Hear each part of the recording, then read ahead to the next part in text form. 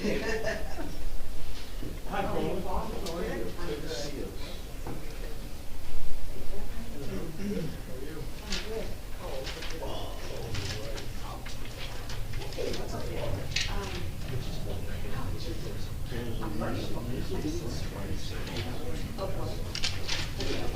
Reports, but. Yeah, I saw that, absolutely.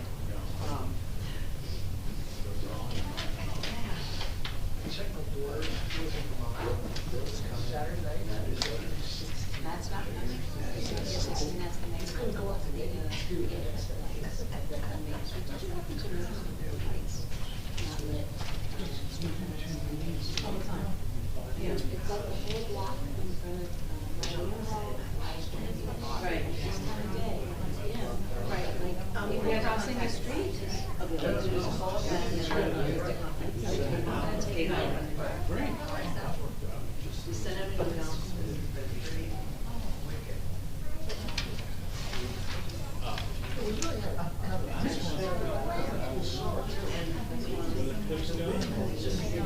We actually lost the basketball. 30 seconds.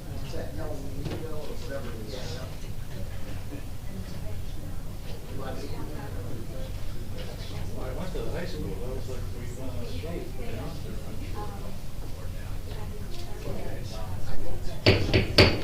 Call this meeting to order. Please stand for the Pledge of Allegiance. Pledge allegiance to the flag of the United States of America and to the republic for which it stands, one nation, under God, indivisible, with liberty and justice for all. I wish to announce that the 48-hour notice is required under the Open Public Meetings Act was emailed to the Asbury Park Press, the Co-Star, and the New Co-Star on December the 18th of 2025. That a copy has been placed on the bulletin board in the Borough office and that a copy has been filed with the municipal clerk. Please be advised, public attendance for meetings through Zoom is not mandatory and a courtesy only.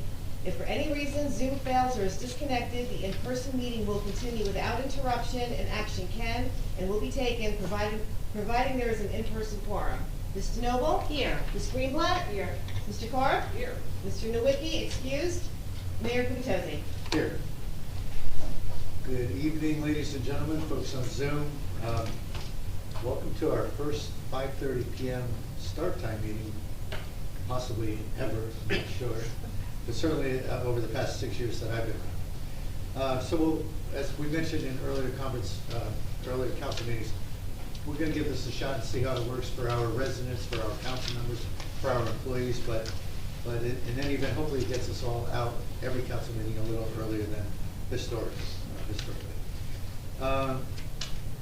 First thing we have on our agenda after roll call is item number 5, workshops.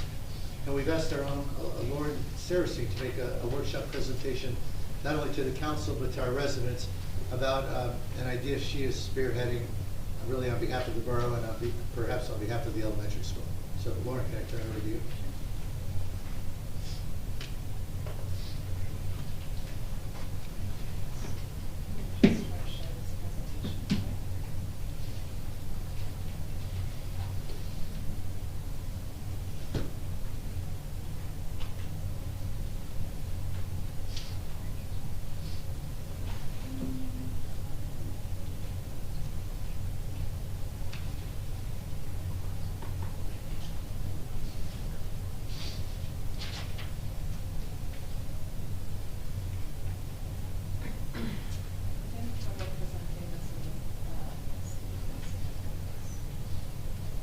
I was trying to present it in Teams for reasons, so that's really why.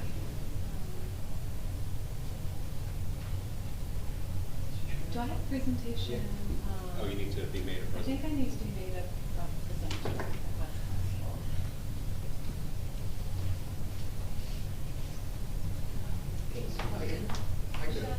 I got it. Unless she needs it in front of her, then she can see it. Oh,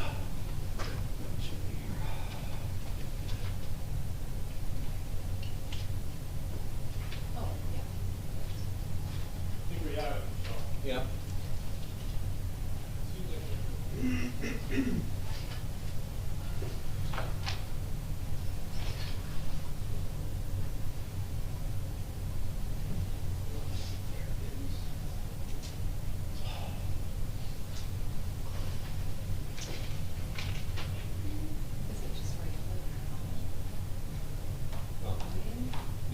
I've got that, that's right.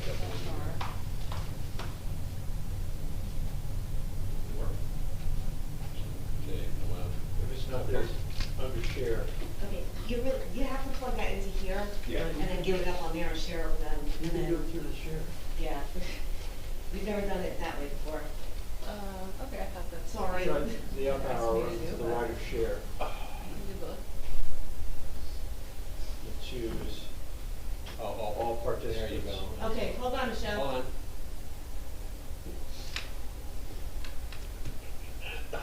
Just hope nobody hacks in. Oh, that was cool. I can. You should be able to share that. Yeah. There.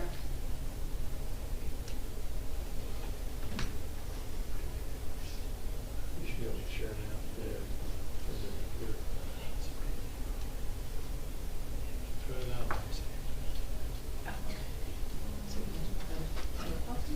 Go to Zoom and click on share. No, I think you got it. Oh, no. No.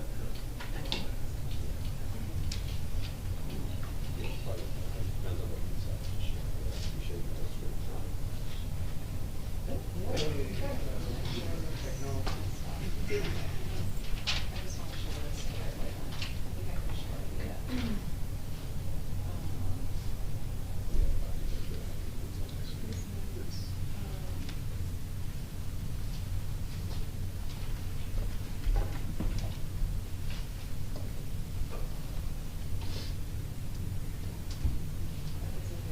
Yeah, go ahead. It's okay if I just do it this way? Yeah, go ahead. Sorry about this. No, that's- Little delay. Okay, let's do this.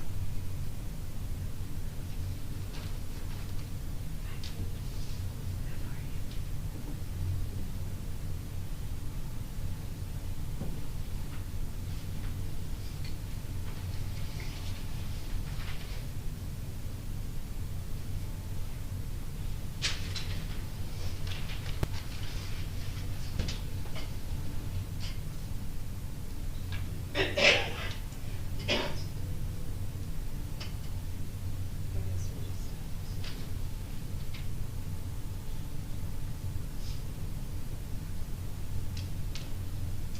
Yeah, so. I guess it's, I Yeah, mean, I you guess just somebody put- has to you know, move you put it in aside. present mode, Okay, and I'll be your space bar. thank you, thank you.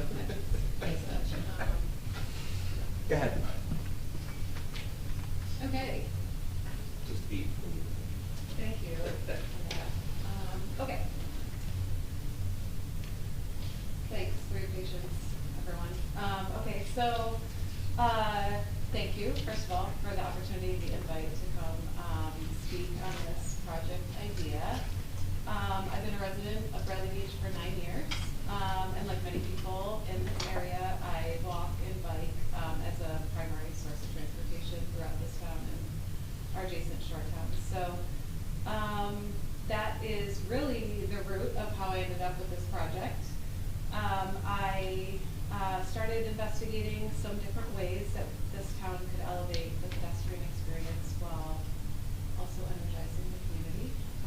So prior to sharing this proposal with you all in December, I did spend a few months socializing this idea with some residents, some community members, and also, just working with the police department, Chief Arnold specifically, just to ensure that this project was even feasible from a traffic and safety regulation perspective. So it did change a little bit throughout some of those conversations and throughout those findings, and that is how we ended up here today with this intersection mural art idea supporting pedestrian safety and enhancing community vibrancy. Okay, so these are a few key topics. I'll summarize and I can expand on some of these as we, move through them or once the presentation's over. Introduction. Okay, so Bradley Beach is a very distinct community. We have a real opportunity to enrich the daily experience of both residents and our many visitors through meaningful public art. So one way to introduce new public art to Bradley Beach is through mural creation at some of our intersections. This is also referred to as asphalt art within the civic community. Lauren, excuse me. Yeah. not sure if the audience can hear you. You might. Am I not picking up? You might not. Okay. Can folks hear Lauren in the back? I don't know if this is on. It's on. It is? Yeah. Good. It That's not loud. sounds this way. Okay. Can everyone We're good, hear? we're good. We're here, yeah. Oh, hi. Okay. Okay, benefits.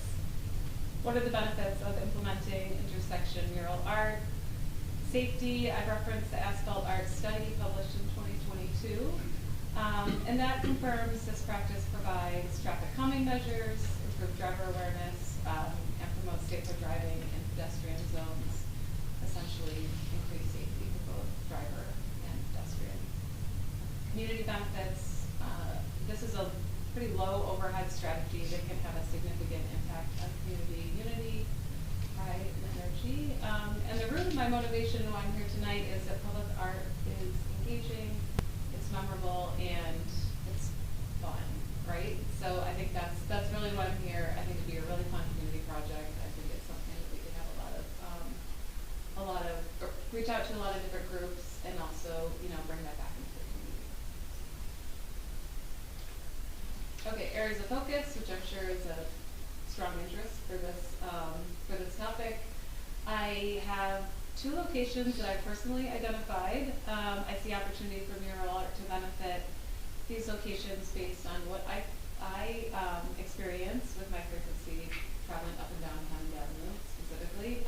Focus area A, I do have 2 children at Bradley Elementary School, like today. So the location at Fifth Avenue is an irregularly shaped intersection. It is a primary pickup and drop-off location for pre-K through 4th grade students and incurs high volume of pedestrian and vehicle traffic at those times. 1 block just south of there is the other focus area, that's at 4th Avenue. And this is the intersection right at the library and St. James Church.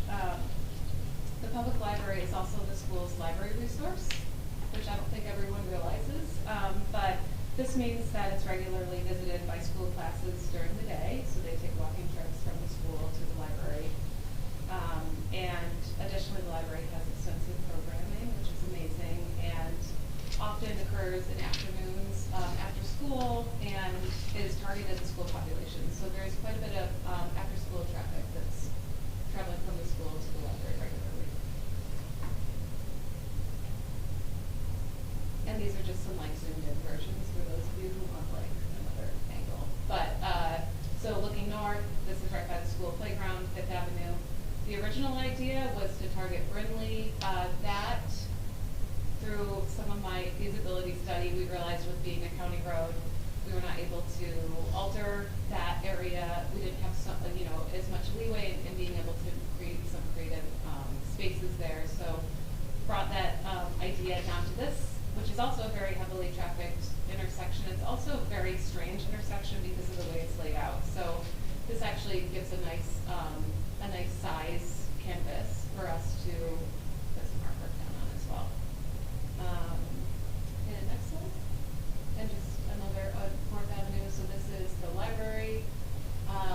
You can kind of, in the street level, looking north, you can see the school in the distance there. That's 1 block north.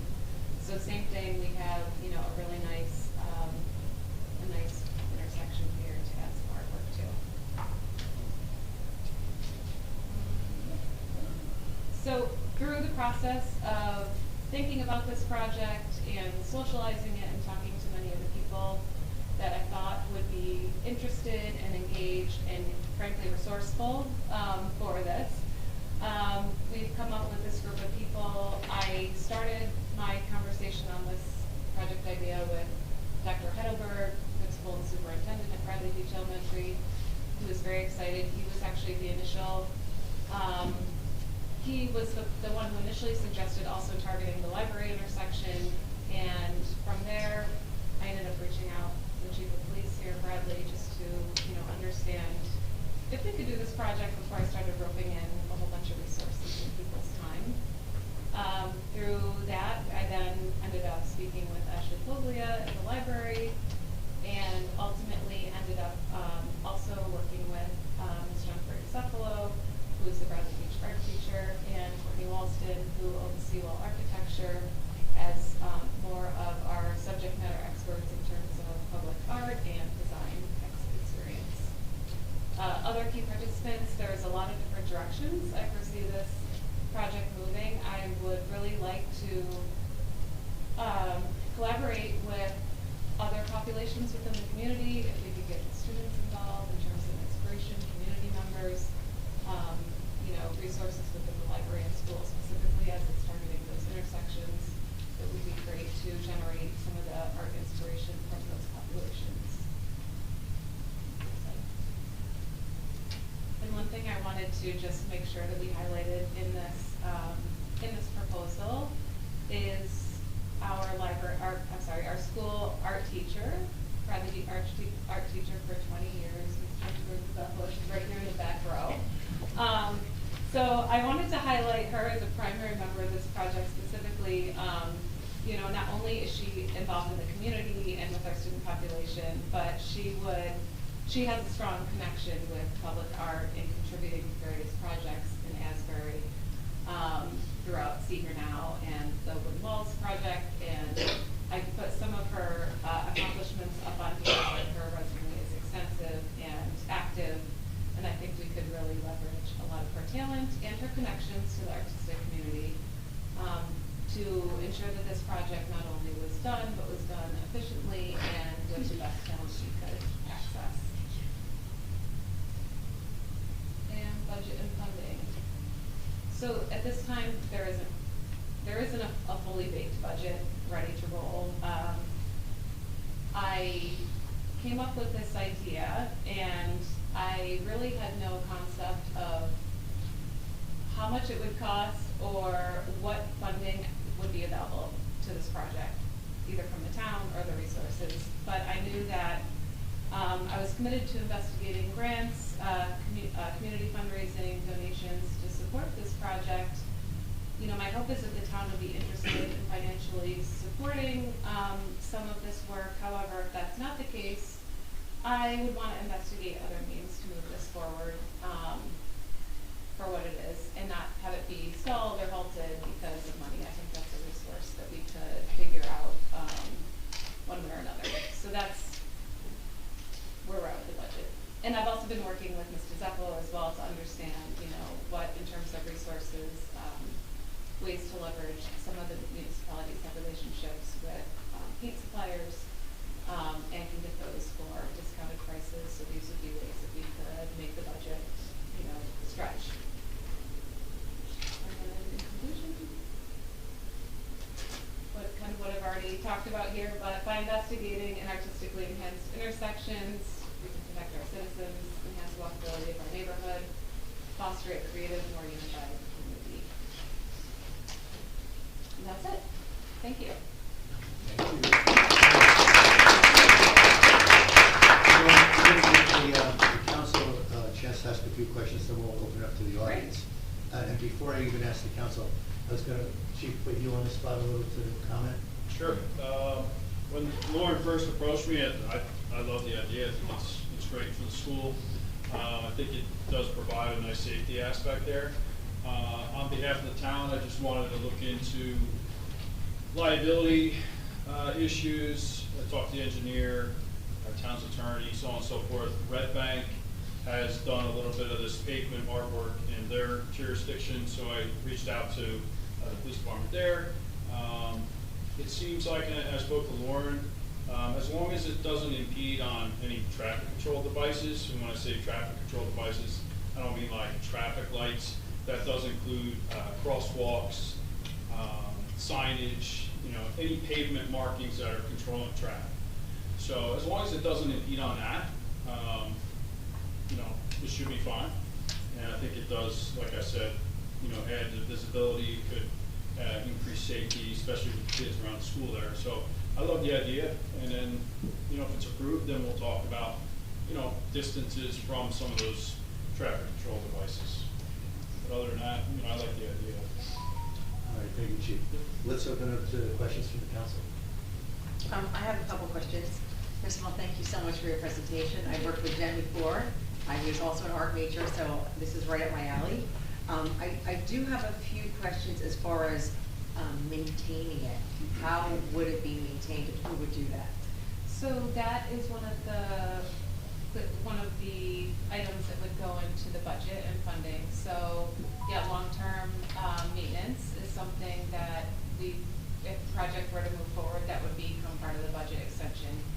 One thing that, Mr. Zeffel and I did talk about was if we were to, have this approved, maybe we would request help from DPW, and that would be essentially if we could have the intersection balance of the project painted white, they would help with that, or if we don't really know because we don't know if this project is moving forward. So I guess long-term maintenance would be done by the artist, but initial maintenance, we could certainly use some support from the town. Right, because I looked at other towns and they did have issues with fading, weather damage, Of course, between yeah. tires and oil leaks and sun exposure and snow plows. They said it Yeah. really did a lot of damage on these. And also I wanted to know, this is at one town they had what they called museum loitering, where people were actually going into the intersection and taking selfies, and children playing in the intersection because it was like an attractive nuisance. So the kids were attracted to it, and I wondered if you ever considered doing something like this in the school playground, where there's a lot of blacktop and it would be a cooling device as well as maybe an educational component. I am certainly open to adding public art wherever the town allows it. I would prefer to see it someplace that's more visible to the community, but I'm also open to suggestions and, talking about some of that some more. And then I noticed with the art that you had, it was pretty much like nature or geometric. What was the idea of what kind of art you imagined?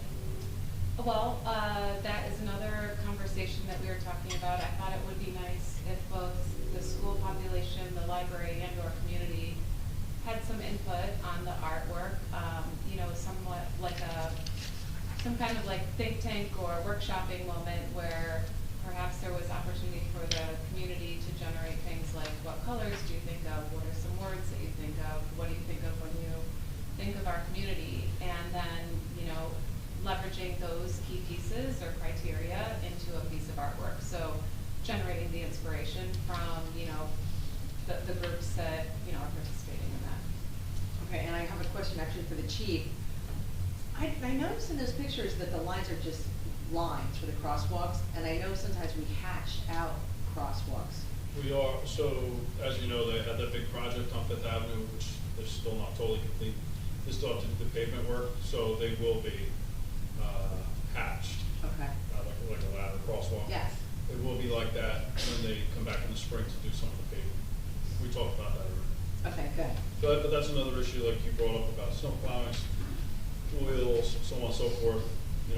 Road work, we have a lot of that. That could, end up tearing up that area at some point. Right, Bring and up I worry, maintenance. I know a lot of towns I looked into in Passaic, Newark, Red Bank, you talked about that earlier, and it's pretty much in their downtown section, like this is a neighborhood with houses. So, you have to make sure that it's okay with our neighbors looking at this artwork, and it has to be pristine, and it has to be professional. When you talk about stencils versus freehand, so it looks professional, so we have to take that into account as well. Yes, well, that's a great point. I do not, and I'm gonna be careful with how I say this, I want this to be elevated, very, professional and, exciting artwork. I'm not looking for the children to do this intersection. What I want is to tap into these amazing resources that we have, including Mr. Zeffalo, including the Asbury, art community, and I would like to get some real exciting artwork put in here that is drawing attention to the town in a positive way. Okay. So that is not, and in terms of maintenance, it is on a road, it is asphalt art, it's to be expected that this is not permanent. And that's the other piece of this project, that, it's not permanent art. So yes, I see a lot of towns going through and they have regular cadence maintenance, and some don't. So I think that's something else that we would want to talk about if we got to a place where we felt this project was moving forward. How do we want to maintain this? Do we want to maintain it long term? Is this something that the next time the blacktop goes over it, just goes over it? I don't know. These are all Right. conversation pieces. And that's why I was really thinking about that playground, because it would be less wear and tear on the playground. We could do interactive murals, maybe something with the solar system, or native plants and trees, maybe something, to elements of the sea, from the ocean brought in, where the kids can interact, or, you know, maybe it's something educational, where it's the map of the United States, or the solar system. And again, it would be more gently used. So I think that's, I don't know if you talked to Dr. Heidelberg about the idea of the playground as well. I have not, because this is being proposed as intersection mural art, so I did not talk to him about the playground. Okay. But I'm sure that he would be open to that. He seems to be very Yeah, interested that would be excited really, about I'd this, love to but see that. That would maybe be an additional piece to this Right, okay. project. I think that's all. And then I guess about the paint, it has to be slip resistant. I don't know what kind of paint you would use for this project. Yes, so that's where we tap into some of our subject matter experts on public art. Okay. We talked about, okay, that's my questions for, thank you very much, Lauren. Yeah. Mitch, you? Yeah, actually, you covered most of it. But I just want to touch on just one in the presentation that you had said, the initial one that we had reviewed, the areas where the art existed was a little bit more commercial, a little bit more urban, and here we have residential corners. Right. So I'm thinking as a resident of the town, you know, that I have some artwork in front of my house. I know that anytime we've done any type of painting of anything, yes, it's totally, you know, parking strike, but it's like, oh, you know, it's just a voice from the town about that. And I know you had mentioned about some outreach that you had done with residents and the town police. I'm just wondering if you had the opportunity to kind of gauge the temperature of people who are surrounding that area. So I have not done that. To your point about it being in a residential area, this is a very small town and very difficult to find those places, especially with Main Street, I don't think being able to be altered. So we are in Ocean Ave as well. So we are limited to a residential neighborhood for any type of art like this. I would clearly want to reach out to the neighbors. I know Al, you live right there at that intersection of Fourth Avenue, you're not that far from there. So yes, I don't know if this is a situation where you would notice everybody within 200 feet or whatever we do at the land use board to, you know, to understand what the project is, opportunity to respond. My hope would be that, you know, this would be something that the community would be behind, but, you know, you certainly have to be respectful of what the community wants, especially if you're on the street. So I think both Jane and Mitch addressed a lot of the concerns that I had. I think this is a wonderful proposition. I think it's a great community endeavor. We also have an arts council, so I would hope that if this does go forward, the arts council can also be a part of this process. Yeah, I foresee actually a few different organizations or committees in town that would overlap in this project. Right. So, you know, again, some of my concerns are also that they're within the residential areas, and to the degree, you know, that the design is something that, you know, the neighbors would be happy about, is a concern. Yeah, I did want, I should have put this more explicitly in the proposal or in the presentation, but in my conversation with Dr. Heidelberg about this, you know, the things that we're trying to express in this artwork are very much positive community, non-political, and mostly related to, you know, I've seen quite a few of these intersection artwork examples at libraries, so a lot of things with literacy, community engaged, like, so I don't foresee the artwork itself being controversial. That's not the goal. The goal is to just bring vibrancy into the neighborhoods. Is that it? Okay, so Lauren, number one, I want to say thank you just for taking this initiative, talking to all the resources you've already spoke with, including Chief Arnold, putting this presentation together. I mean, I've said it many times, I'll say it again. I love volunteerism just within the borough, and you certainly embody that, so thank you very much. I have a couple quick questions. You mentioned, I don't know, I think you mentioned something about looking into grant funding. Have you actually identified any potential grant? I have not done that yet, no. Oh, okay, okay. I'm always gonna come at this from the perspective of residents, which you've heard a few times, and, you know, taxpayer dollars, so how do we spend them most effectively? But there very likely could be grant funding available, so we as a borough can look into that.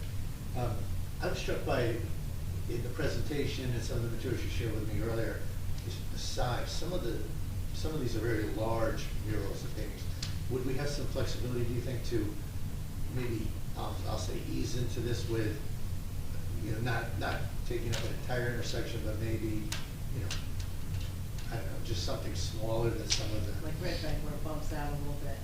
I'm not familiar with Red Bank. Oh, okay, yeah. It just kind of bumped out the corners of I mean, it. are you envisioning we'd have some flexibility around the sheer size of some of the murals? I think so, and Chief Arnold and I had talked about the work in Red Bank, which, as related to the school specifically, we have these pick up and drop off areas. That artwork, and I don't know if picture of it, but tends to kind of follow the shoulder of the road and, you know, maybe elevates where people are gonna be moving around, right? So you're getting picked up and dropped off, cars are pulling in and out. So, there was some examples of that, and in terms of size, I think some of that is related to the artwork that would be created. So obviously, if you have a smaller canvas size, the detail of the artwork that's going in that would change. So I don't think there's any hard and fast rules that I'm presenting right now, as much as just trying to define what this project would look like to move it forward most efficiently. General timeframe, is this something that if we had enough support for it, would it be a springtime effort? I mean, I presume artists want to be working during winter. Yeah, I think, again, it would depend on the resources in terms of artistic talent and support that we pull together and determining what basically all the specs of the project. So the size, timing would certainly be relative to the Stocephala's schedule as well. And also, I'm not, you know, some seasonality of the town. So I was imagining late spring, mostly due to weather, and that's somewhat flexible as well. My last question, just in case we get to a point where, you know, we've got some folks a little on the fence, would it be feasible to consider, you proposed 2 intersections, I think that's a starting point, very reasonable. That said, would there be an option to even consider moving ahead with one of the 2, the one perhaps near the school first? Yeah. See how it flows, see how the community reacts, and then consider, you know, a second. I think Right, if there are no other questions from the council, I'd like to open it up to the town. Ask our residents if you have any comments or questions. Show of hands. No, anyone? Good. All right, Lauren, again, thank you very much. Thank you so much. We appreciate the presentation. I'm going to deviate momentarily from our agenda because we have an item on the agenda that I believe we're going to table. And because, I'll get right to it. Individual resolution 2026-47 is the mediation agreement between the affordable housing and the borough. We reached an agreement. However, the draft agreement had a few that was presented to us over the weekend by affordable housing. Literally had a few typographical errors in it, named the zone incorrectly. There were a couple minor things. But as of today, we've been waiting, hoping we get some confirmation back that they would approve the edits we suggested. As of this moment, they have not yet approved it. So I'm going to make a motion, and just in case anyone's here for affordable housing, I just want to do this early in the meeting.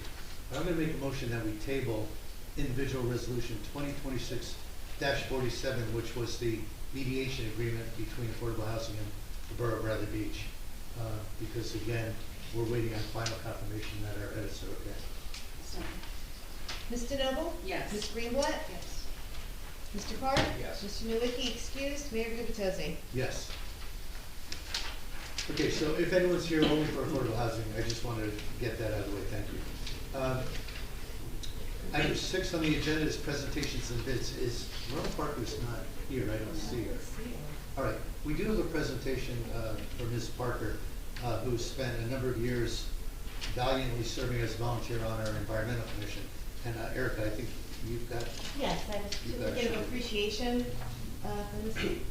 Rona. She's not here, unfortunately. But if you wouldn't mind reading it. Sure.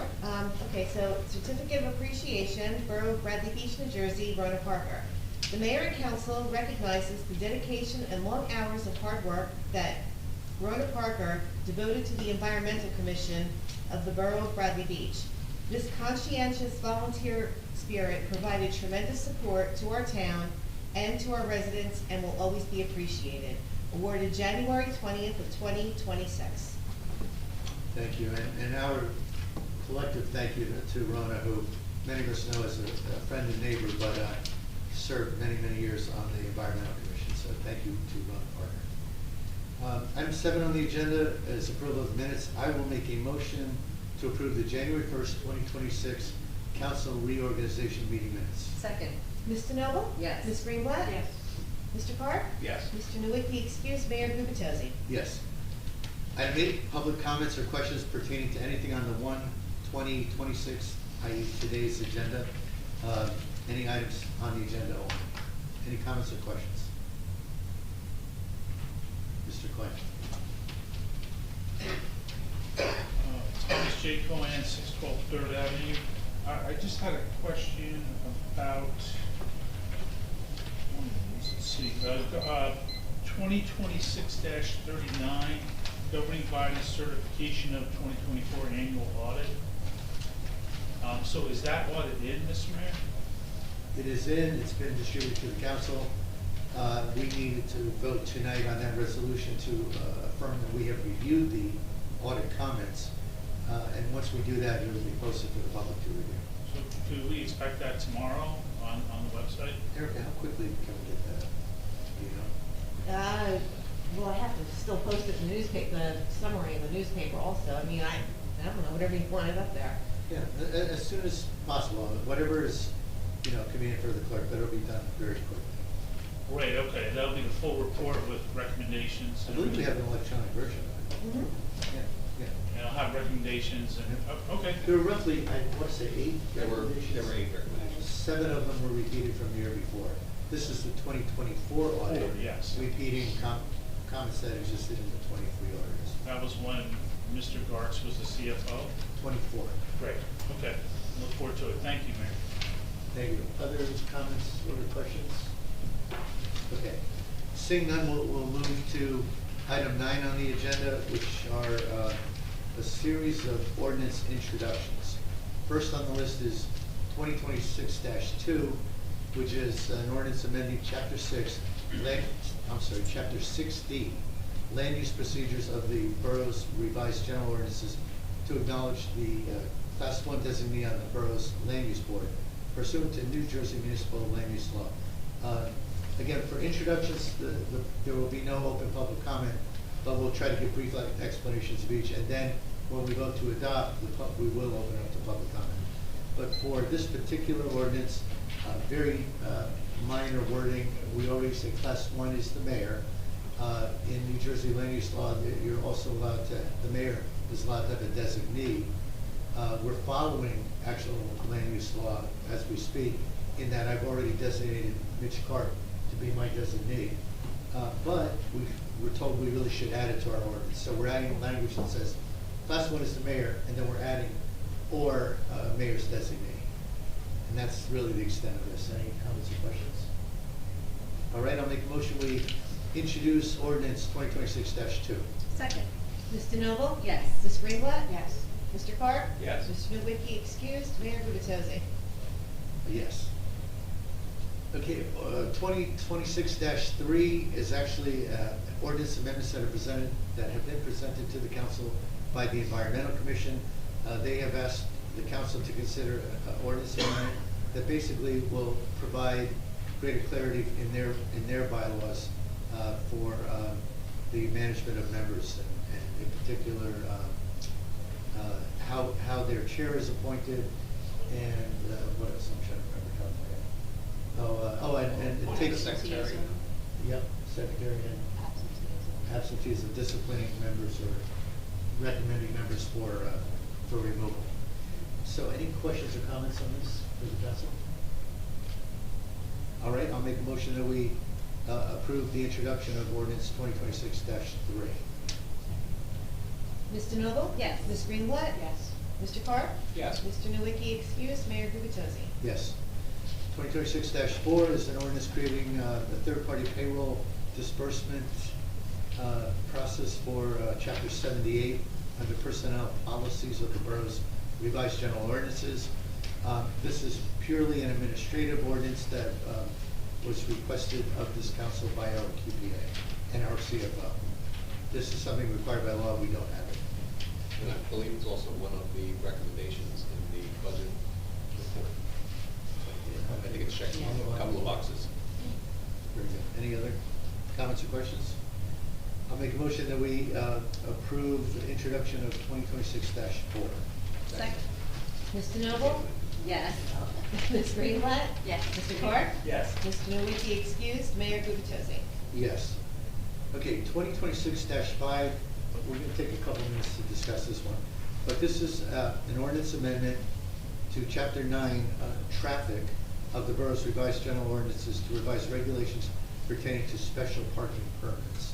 And folks in this audience may recall, I want to say early December, either end of November or early December, we introduced an ordinance in November, and then we withdrew the ordinance adoption as members of the audience raised concerns about the original draft of this amendment. The original draft, just as a quick walk down memory lane, we have many residents raise concerns about the yellow curb parking for handicapped individuals who were not full-time residents of Bradley Beach. So they'd be here for the summer months, they'd have a house in Bradley, but they'd only be here for the summer. And we had many of their neighbors raising concerns about the fact that the yellow curbs were there all year long, even though some of these residents were only here for 3 months out of the year. Nobody could park on the street all year long wherever these yellow lines existed. A month or so ago, when we first introduced changes here, we tried to make the line of demarcation. I'm holding up my invisible driver's license, but the idea would be if your primary residence on your driver's license was Bradley Beach, you would have a year-round handicap spot available. And if you didn't have that as primary residence, you had no spot at all. A gentleman stood up and made a very compelling pitch that he is a homeowner, he should at least have handicap parking while he's here in the summer. And we withdrew that last ordinance. This ordinance introduces a compromise, which is the individual who is not a full-time resident here in Bradley Beach, for example, 6 months and a day in Florida, that person, we're now talking about having a two-tier system for handicap parking. Tier 1 is you're a year-round resident and you get year-round parking. If you are not a primary resident of Bradley Beach, you can apply for a 6-month permit that would run April 15th through October 15th. So basically, the full summer along with a buffer on each end of that. So there'd be 6 months available to the individual who owns a residence here, but only spends 3 or 4 months of the year here. We're trying to find a balance between serving individuals who are handicapped or have limited accessibility, and all of their surrounding neighbors who value an ability to park, especially when no one else is using those portions of the street. There's some other smaller elements of this, and again, we're not going to spend tonight talking about a lot of it. Everyone will get a shot at this when we bring it back for adoption. But a couple that come readily to mind, we expanded wording around caregivers. In the last discussion, we had not accounted for multiple caregivers. The language used to say the caregiver had to live at the residence. And we've changed that to say, as long as the caregiver is working at least 8 hours a day and has an assignment that's up to, for no less than 30 hours a week, and with a contract that at least is documented to commit to 3 months of service, that caregiver, and there could be 3 caregivers meeting that definition, they would all be eligible for parking permits. We reduced the fee, well, I'm sorry, the current fee is $50. We had originally talked about increasing it to $200. The current version has reduced that amount to $100.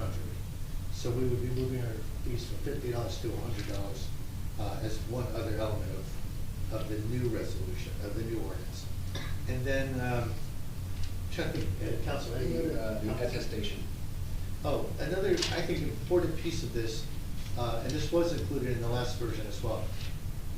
We used to have wording that said you need a doctor's note. And the challenge with a doctor's note is, you know, it is whatever the doctor creates, but there could be an intense amount of detail, or there could be virtually no detail. We're not looking for medical information, but we are looking for limits to your accessibility to, you know, your ability to walk basically, or you know, reach your front door from the street. So this new attestation form has been created, which we will just consistently ask every resident who is asking for a special parking permit to have their doctor complete this form. And the form is very clearly and consistently outlining what the doctor's feedback is on the patient. So it's kind of taking away a lot of the subjectivity and asking the doctor to attest this patient of mine is or is not able to walk 50 feet without experiencing some degree of discomfort or pain. So we're trying to be a little more consistent and objective in metrics that our police department will use to assess parking permits. Keep in mind for everybody that the borough is under no people come to me and say, oh, well, handicap parking, we have to make that available. We do in public park areas, our own parking lot, for example. We do not have to make it available on public streets.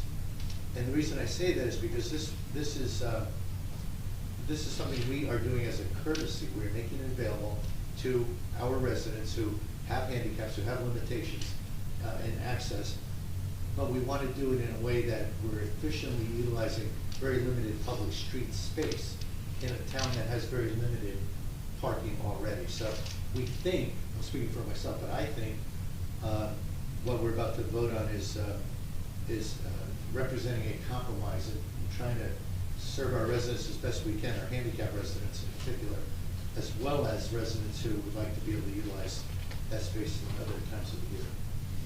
There's a few other pieces in there, but I want to give at least an overview. Any other comments or questions? So anticipating that this goes through, currently the permits from 2025 have been extended through the end of February. Correct. So how would we roll out this first year, since we're a little bit off on the schedule for that? Yeah, we'll just, you know, it'll be we already have applications in, and we've been stalling people. I'm sure others are waiting. Once we at least vote to move forward, even though we won't have an adoption for another few weeks, we can at least begin an outreach and communication process. But, you know, we'll do everything retroactive to February 1, even if a lot of the applications come in a little beyond February 1. Going forward, that transition is not covered in this ordinance. That'll be a policy that we're going to maintain. Any other comments or questions, Chief Arnold? Sorry, I didn't realize part of this was the caregivers. Can you just explain that again? Yeah. Because currently it's if you don't live with the resident. Yeah. You're In our last meeting, when we were rolling forward the current ordinance, which, as you say, requires a caregiver to live at the residence, a number of residents spoke up and said you could have part-time caregivers. You could have, you know, shifts. Caregiver comes for 8 hours. It's a 24-hour coverage, but they come in 3 shifts in the course of the day.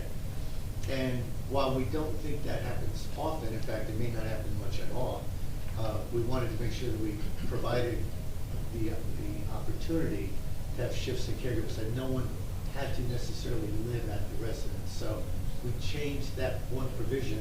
We struck basically that you have to be a resident at that address. And we changed it to, if you give us documentation that says you're a caregiver handling that individual, and that you work at least 8 hours a day, at least 30 days a week, and you have a contract for at least 3 months, you'll be eligible for a sticker. You still have to display the state placard as well. So currently, the way it always has been is that only one vehicle is assigned to that spot. So how, from an enforcement standpoint, multiple cars, I don't know how we enforce that. Well, there's only gonna be one spot, right, so, No, but there's one spot, one car that's assigned to that space for the year. No other cars allowed to be in that spot. So if you're saying there's multiple, how are we gonna be notified? How are we gonna keep up with what car's supposed to be there? But wouldn't you look for a sticker and placard and say, oh, there? We only give out one. Yeah. So is that, we're That's giving gonna out change, yeah. multiple? we're gonna, again, I don't expect this to happen often, if at all, I mean, but there could be It does happen often. multiple caregivers. Know that they're trying to get spaces and saying it's for a caregiver, and generally they're denied because, you know, the purpose of it initially is that it's a caregiver that is transporting this person often. That's why they need the space. The caregiver themselves, not being handicapped, don't need the space. They can park like anybody coming to visit. So the purpose of the caregiver getting the space in front of the house, this person lives there, they're taking them to treatment every day, often they need that space, so they don't have to walk the person to the car. But if it's just for treatment, do they need that space? Yeah. Well, I mean, we'll find out when we vote, but I think where we're coming out on this was, we should make that one space, it's not like they'll have multiple spaces. Right. So at any one point in time, only one car could actually park there. But to your point, there could be 2 or 3 or 4 cars that are eligible to park there. The assumption that we have would be, they're parking there during their shift. And there's an and clause that you have to have that decal, which Michelle would track 3 cars, say, 3 different caregivers, all of whom show us their contract. So Michelle hands out 3 decals for the, say, back left, corner of the back windshield. But they would also have to put out the 1 state placard. So that's, I think, how we. But whose placard are they displaying? I mean, you can't display. The disabled. If you're not handicapped, you can't display somebody else's placard. So whose state placard are they displaying?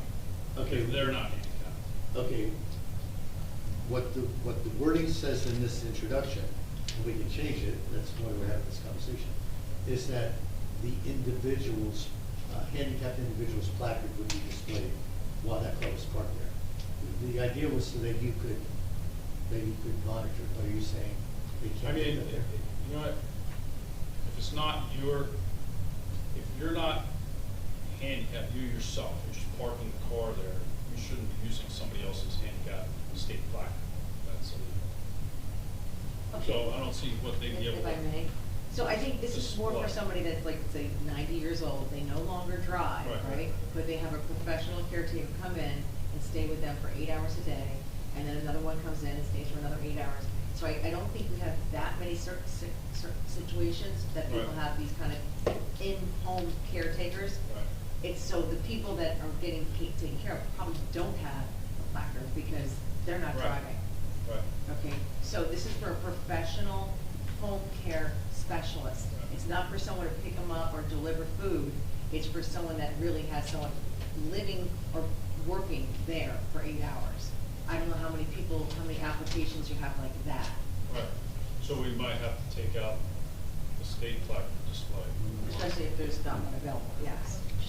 Now, we do have the placard as a requirement for all other individuals, which is obviously no problem, but I guess we'll have to have it, we're gonna keep the placard requirement, but we'll have to have language that says in the event that it's a caregiver, Right. we'll follow only the decal. It can't be like a daughter coming in and just sitting with you for an hour. It's gotta be someone Yeah. that's gonna be working with this person. Okay, so let's make a note of that. I'm looking for my actual language.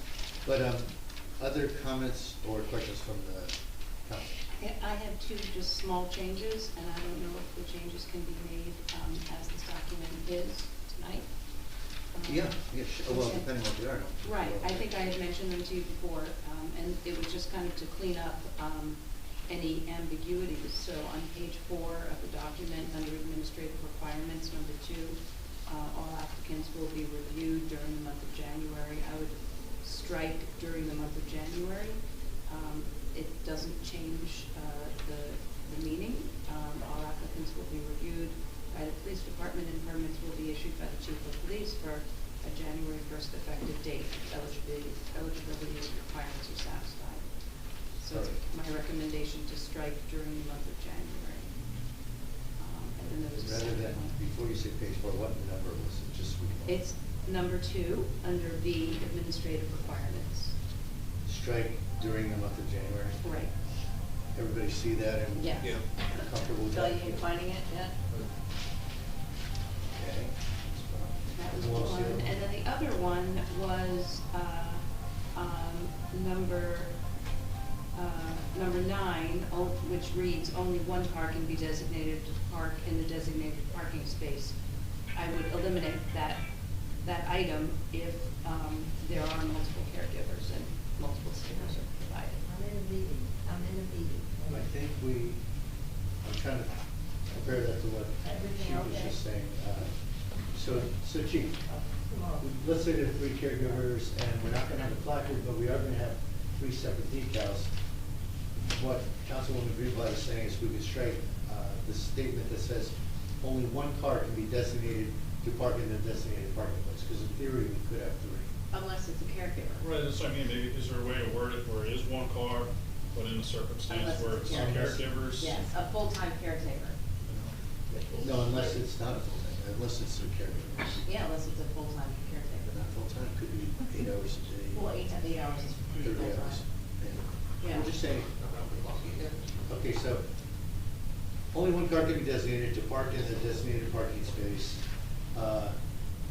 Something along the lines of exceptions may be made for multiple caregivers. And we'll again leave it to the police's discretion. Perfect. Exceptions. I don't think you're gonna have that many applications for that. I don't think so. We're just trying to accommodate Right, just in a lot of case. feedback. Okay, But it still doesn't address the possibility of no placard, this no, particular. no, we have to make a quick edit there. Where does it say that? Here we go, item 4. Item 4 says each permit holder must display both a valid New Jersey Motor Vehicle Commission issued disability placard and the Brown Beach handicap decal.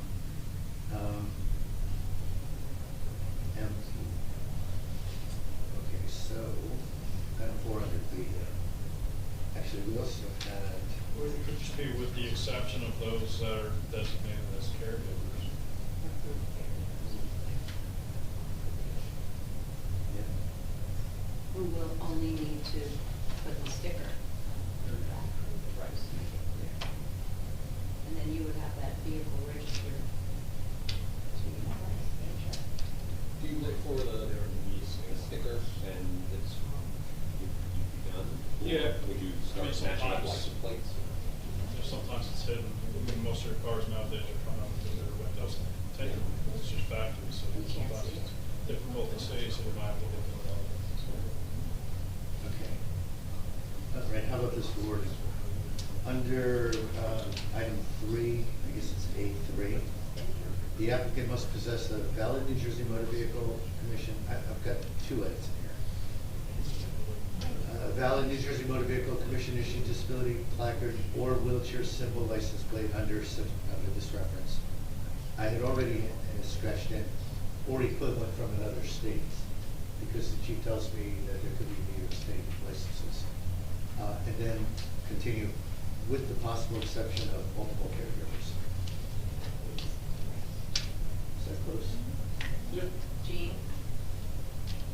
Sorry. I'm so sorry, I didn't want to go. Okay. That's okay. I'm just trying to get this tight enough that we can vote, hopefully to move this forward, and then we can tweak. It's always okay to tweak an adoption, but we just can't change it materially. Well, we were talking about the events that happen during the year, somebody moves in, or somebody becomes disabled during the season. And that is in here, I think. Is it? Yeah, there's other times during the year. Must have missed one.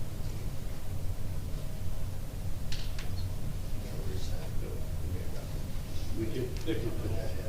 Yeah. Anyone find it? Yeah. One second, Mitch.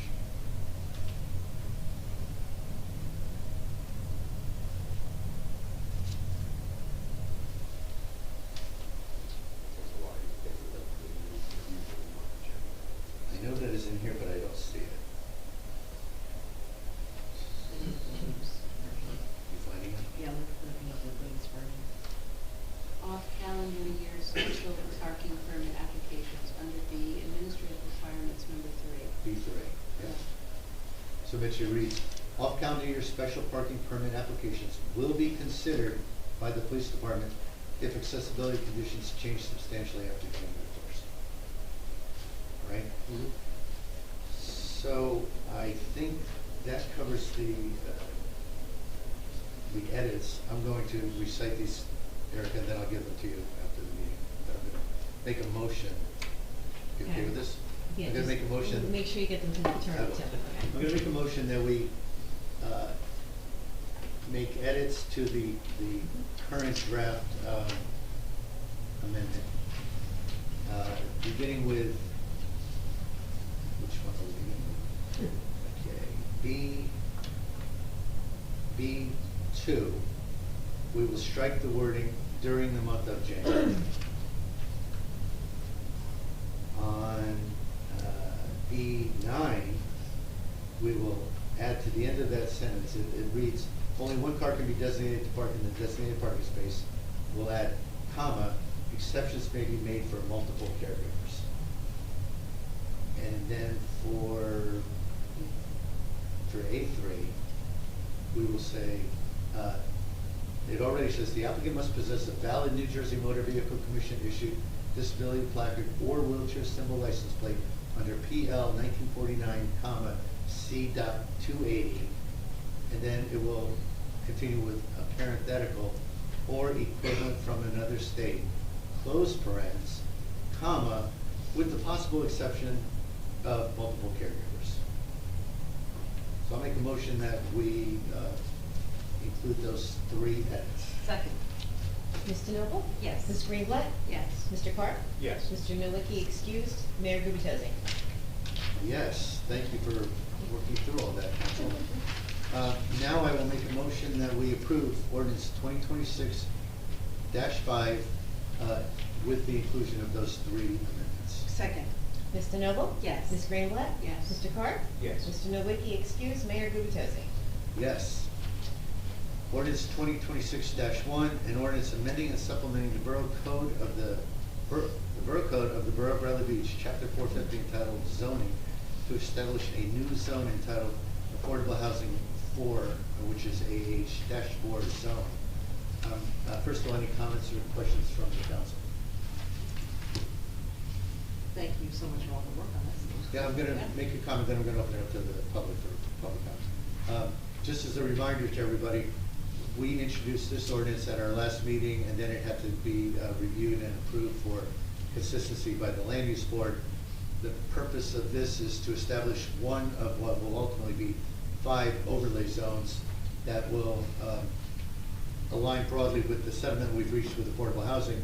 But specifically, this is the 803 Main Street property that is working with the borough to create 4 affordable units within a building that should be built on that location. So with that said, I'm going to open up to what's the public comment. Second. Voted. Second. Mr. Noble? Yes. Ms. Greenblatt? Yes. Mr. Carp? Yes. Mr. Nowicki excused. Mayor Gubatosi? Yes. Public comment or questions on ordinance 2026-1? Yes, ma'am. I don't know if I have this ordinance right.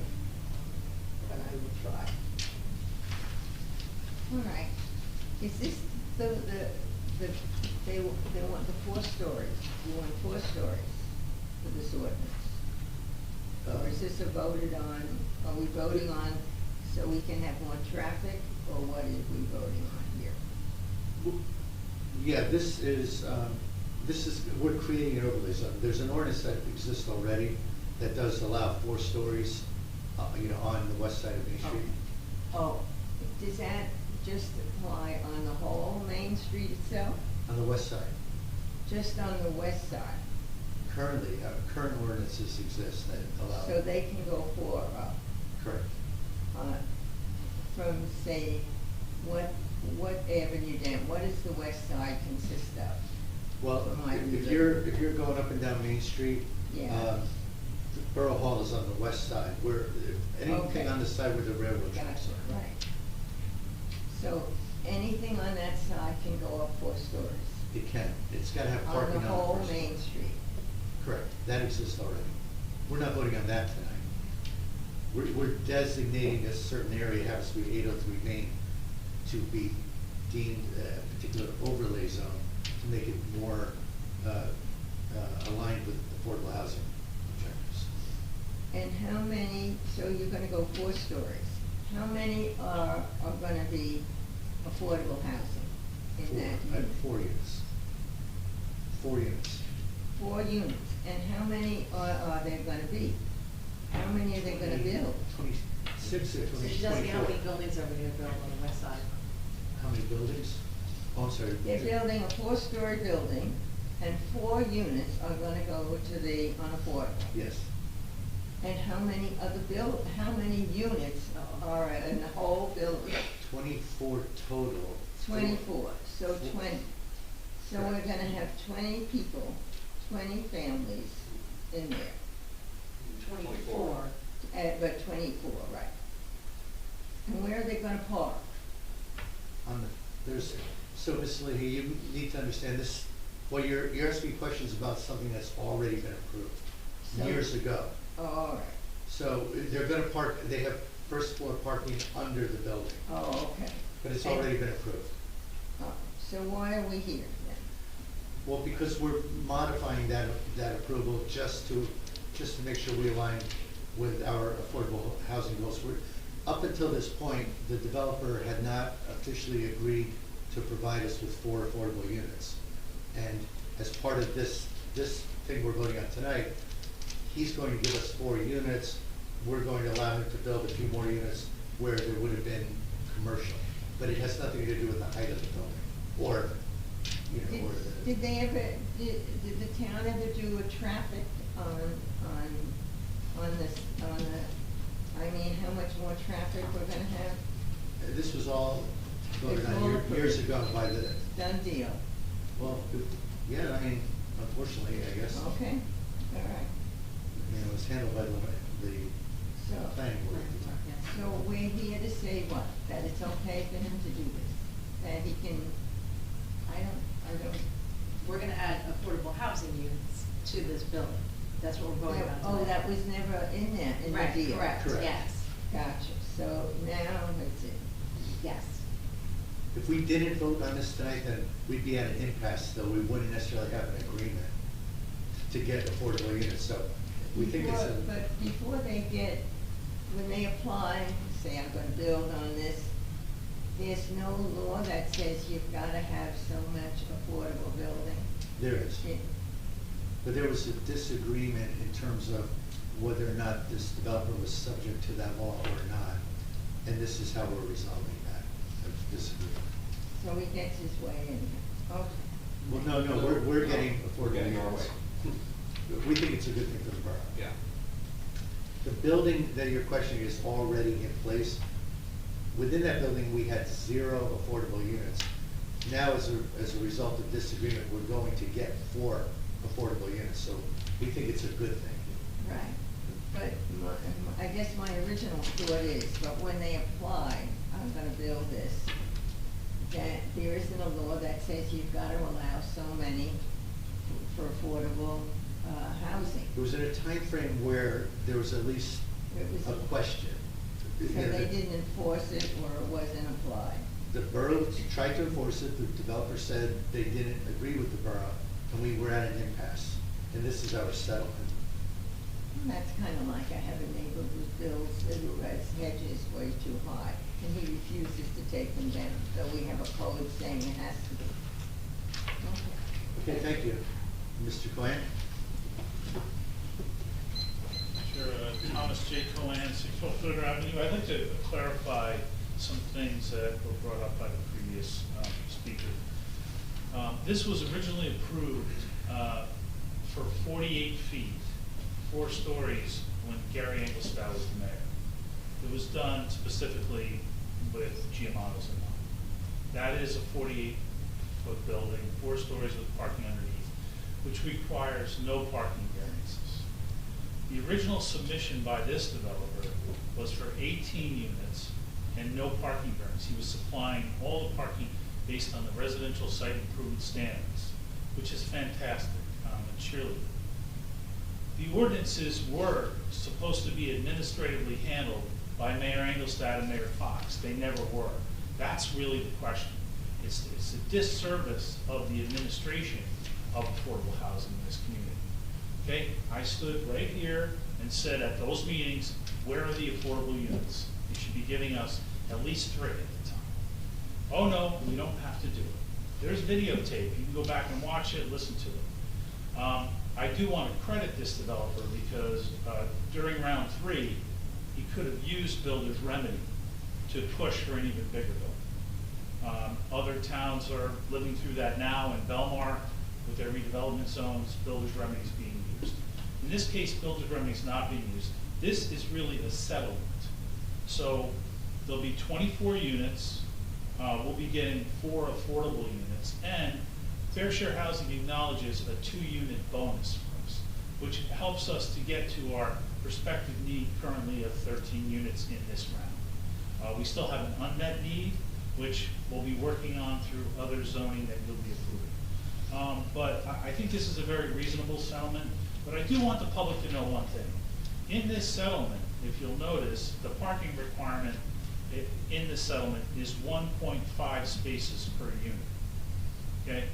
I'm not real crazy about that because the RESA standards are 1.8 spaces for 1 bedroom, 2 spaces for 2 bedroom, and 2.2 for 3 bedroom. So there is going to be a parking deficit on this property, but I think we have to look at the other side that we're getting the units.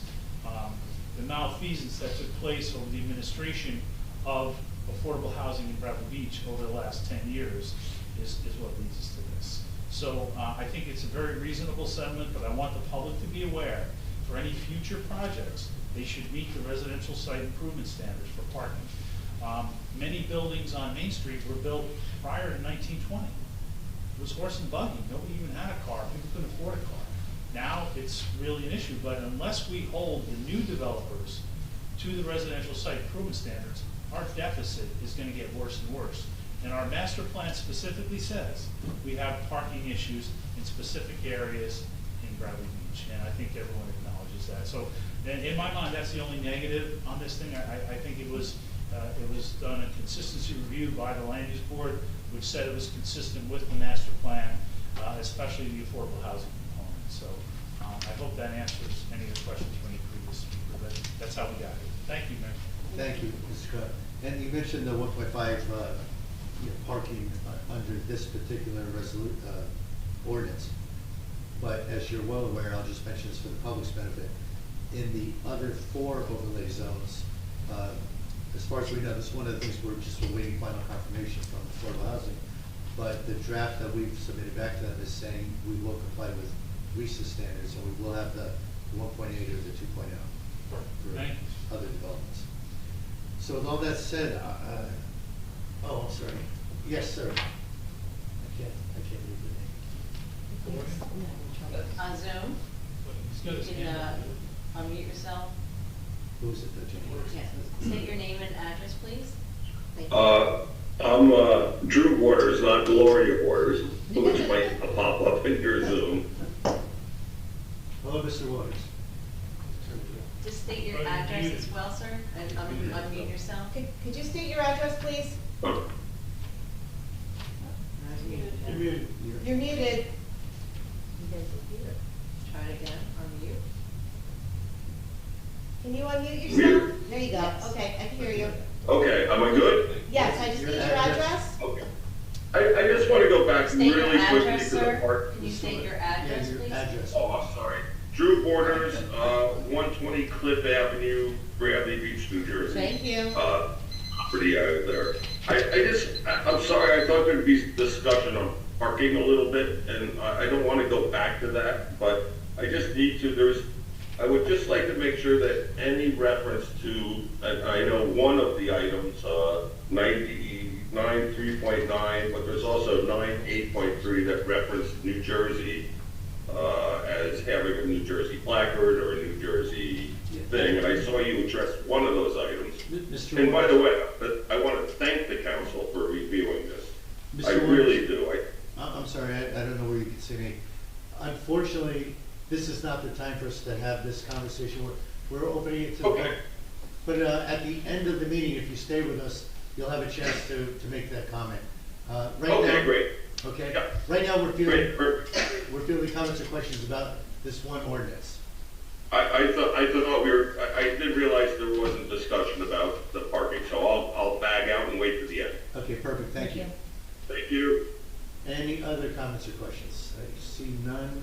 Okay, I will make a motion that we close public comment and adopt 2026-1. Second. Ms. DeNoble? Yes. Ms. Greenblatt? Yes. Mr. Carr? Yes. Mr. Nowicki excused, Mayor Gubatosi. Yes. Okay. Moving to communications. We are naming a Shade Tree Commission alternate 2 appointment, and that is Mr. Michael Heidelberg, the superintendent of schools here in Bradley. So very excited to have Mr. Heidelberg join the Shade Tree Commission. Another communication is that the Environmental Commission Chair appointment is none other than our own Mr. John Weber. He will assume the role of chair. And then we have Finance Committee appointments that will include myself, Matt Doherty, our Borough Administrator, Mitchell Karp, fellow colleague on the council, and Jeanette Larison, our interim CFO. And that concludes communications. We'll move to resolutions. We have a number of consent agenda resolutions. Most of us have had opportunities to discuss or ask questions. Are there any questions or items you'd like to discuss separately? I don't want to discuss separately, but I do just want to thank the firefighter Eric Schreiber and the Deputy Chief Bandor and Lieutenant Hudson for serving the borough as volunteers in such an important role. Okay, great. Anything else to vote out separately or discuss separately? Okay, I'll make a motion that we approve consent agenda resolution items 2026-37 through 2026-46. Second.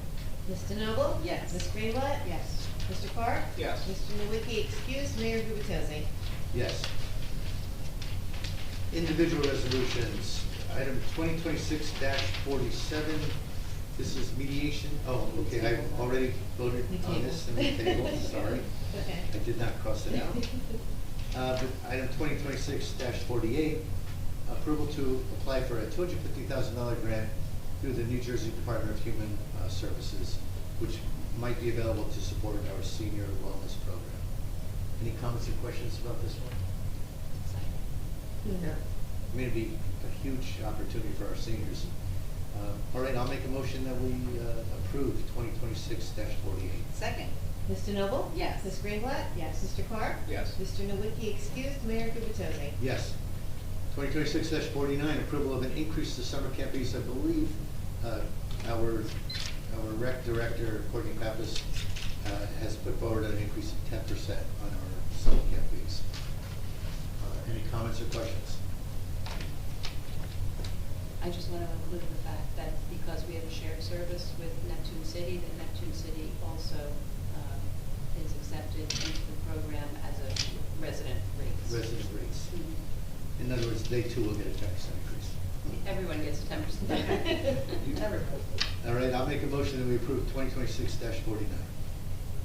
Second. Mr. Noble? Yes. Ms. Greenblatt? Yes. Mr. Carr? Yes. Mr. Nowicki excused, Mayor Gubatosi. Yes. 2026-50, this is permitting Back in Time Cafe signage within Riley Park for 2026. This is a resolution, more or less, we've approved this every year for the last few years because of the unusual circumstances of the placement of the Back in Time Cafe. They have a Main Street address, but they are set way back from Main Street. They can't really advertise like anyone else but in their window. We're tweaking this. In the past, we've approved it basically for all year long. However, the proprietors' hours, or I should say seasons, have changed. For example, Back in Time is not open right now. Yeah, they close in November. Okay, and we did not want the sign to remain out all year long, so what the main amendment to this approval is that the sign will be permitted as long as the establishment's open for, that season. They can be there overnight. They don't have to physically be open, but it has to be during the season that they're open. Other than that, any questions or comments? Okay, I'll make a motion that we approve 2026-50. Second. Mr. Noble? Yes. Ms. Greenblatt? Yes. Mr. Carr? Yes. Mr. Nowicki excused, Mayor Gubatosi. Yes. 2026-51, awarding a non-fair and open professional service contract appointment for Fair Share Housing Attorney Andrew Bayer, Esquire. Mr. Bayer came highly recommended by Jennifer Bean. We unfortunately lost our prior Fair Share Housing Attorney, passed away unexpectedly. And he was working very closely with Ms. Beam, our planner. Ms. Beam highly recommended Mr. Bayer, and he did submit a proposal, and we've all had a chance to review that. Any questions or comments? Okay, I will make a motion that we approve 2026-51, awarding a non-fair and open professional contract to Mr. Bayer. Second. Mr. Noble? Yes. Ms. Greenblatt? Yes. Mr. Carr? Yes. Mr. Nowicki excused, Mayor Gubatosi. Yes. 2026-52, we are naming a handful, 3, I believe, awarding non-fair and open contracts for alternate tax appeal attorneys. Very similar to what we did in the world of engineering, where we created a pool of engineers. We're going to have a pool of 4 tax attorneys, and this is something that I've covered with our tax assessor, Eric Aguiar. So, any comments or questions? Mr. Aguiar will be able to use these as these deeds. All right, I'll make a motion that we approve 2026-52. Second. Mr. Noble? Yes. Ms. Greenblatt? Yes. Mr. Carr? Yes. Mr. Nowicki excused, Mayor Gubatosi. Yes. 2026-53, awarding a non-fair and open professional service contract appointment for municipal grant writing services to the Aubrey Group, LLC. Mr. Karp and I had the chance to meet with a number of, with the principal and Sarah Aubrey and one of her lieutenants. This is an independent consulting firm that specializes in grant writing and grant application drafting. And one of the things that the borough has really struggled with is finding grant application dollars for public safety services. So, for example, the police right now, we're trying to secure $300,000 or $400,000 of funding for radios. Grants are not readily available. We're working through our legislators there. Fire and first aid also struggle to get grant funding. The borough's done, in my opinion, a wonderful job, including the prior administration, in securing grant funding for a lot of our infrastructure, Sylvan Lake, sewers, Main Street, but we've really, I think, come up short with public safety. So this particular firm specializes in public safety grant writing. The terms are fairly reasonable, $2,500 a month.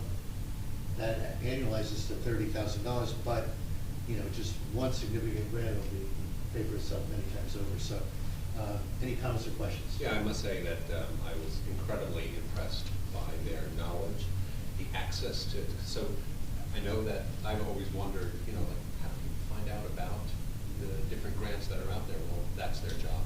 They have access to many different types of databases. They have a huge research team to get things. Have access to things that we never thought of. I know that the first aid squad had frustration where, yeah, I just seem to be beating my head against the wall because I keep on making the same submission year after year, and I always get denied because, well, we're a small town. So for whatever the reason, they just always ran up against these bulkheads. And now this professional services team of people will really be able to get the grants that were just unavailable to us before. Yeah, and I think, Chief, you obviously participated in the interview, and I heard good feedback not only from you, but from Fire and First Aid, so, you know, I'm pretty excited about the opportunity to work with these guys. So, we have not, have we yet approved this one? We did. No. I already crossed it out. That's on me, sorry. Right. So I'll make a motion that we approve 2026-53. Second. Mr. Noble? I wish we found these people 10 years ago. Yeah. It would have been great. Yes. Ms. Greenblatt? Very excited. Yes. Mr. Carr? Yes. Mr. Nowicki excused, Mayor Gubitosi? Yes. And I will say that they are starting off just with our public safety. However, that doesn't preclude them in the future from doing other work. Lots of opportunities. Yeah, lots of That's opportunities. really exciting. No, and on that note, just again, to educate our public a little more about what, you know, what we're learning as we go. This woman came highly recommended to us at her firm, but she also specializes in not-for-profits. So, you know, both our fire and our first aid are not-for-profits, but their expertise is such that they've worked with, and I think we may evaluate if we can expand our services with them. They work with helping boroughs like us establish a committee that committee could serve all nonprofits affiliated with Bradley Beach, that align with Bradley Beach's mission. So not only will they already be able to work with Fire and First Aid, but to the extent there are other nonprofits that support Bradley Beach's vision, we might be able to hold them in via this entity and that committee. So I hope more good things to come.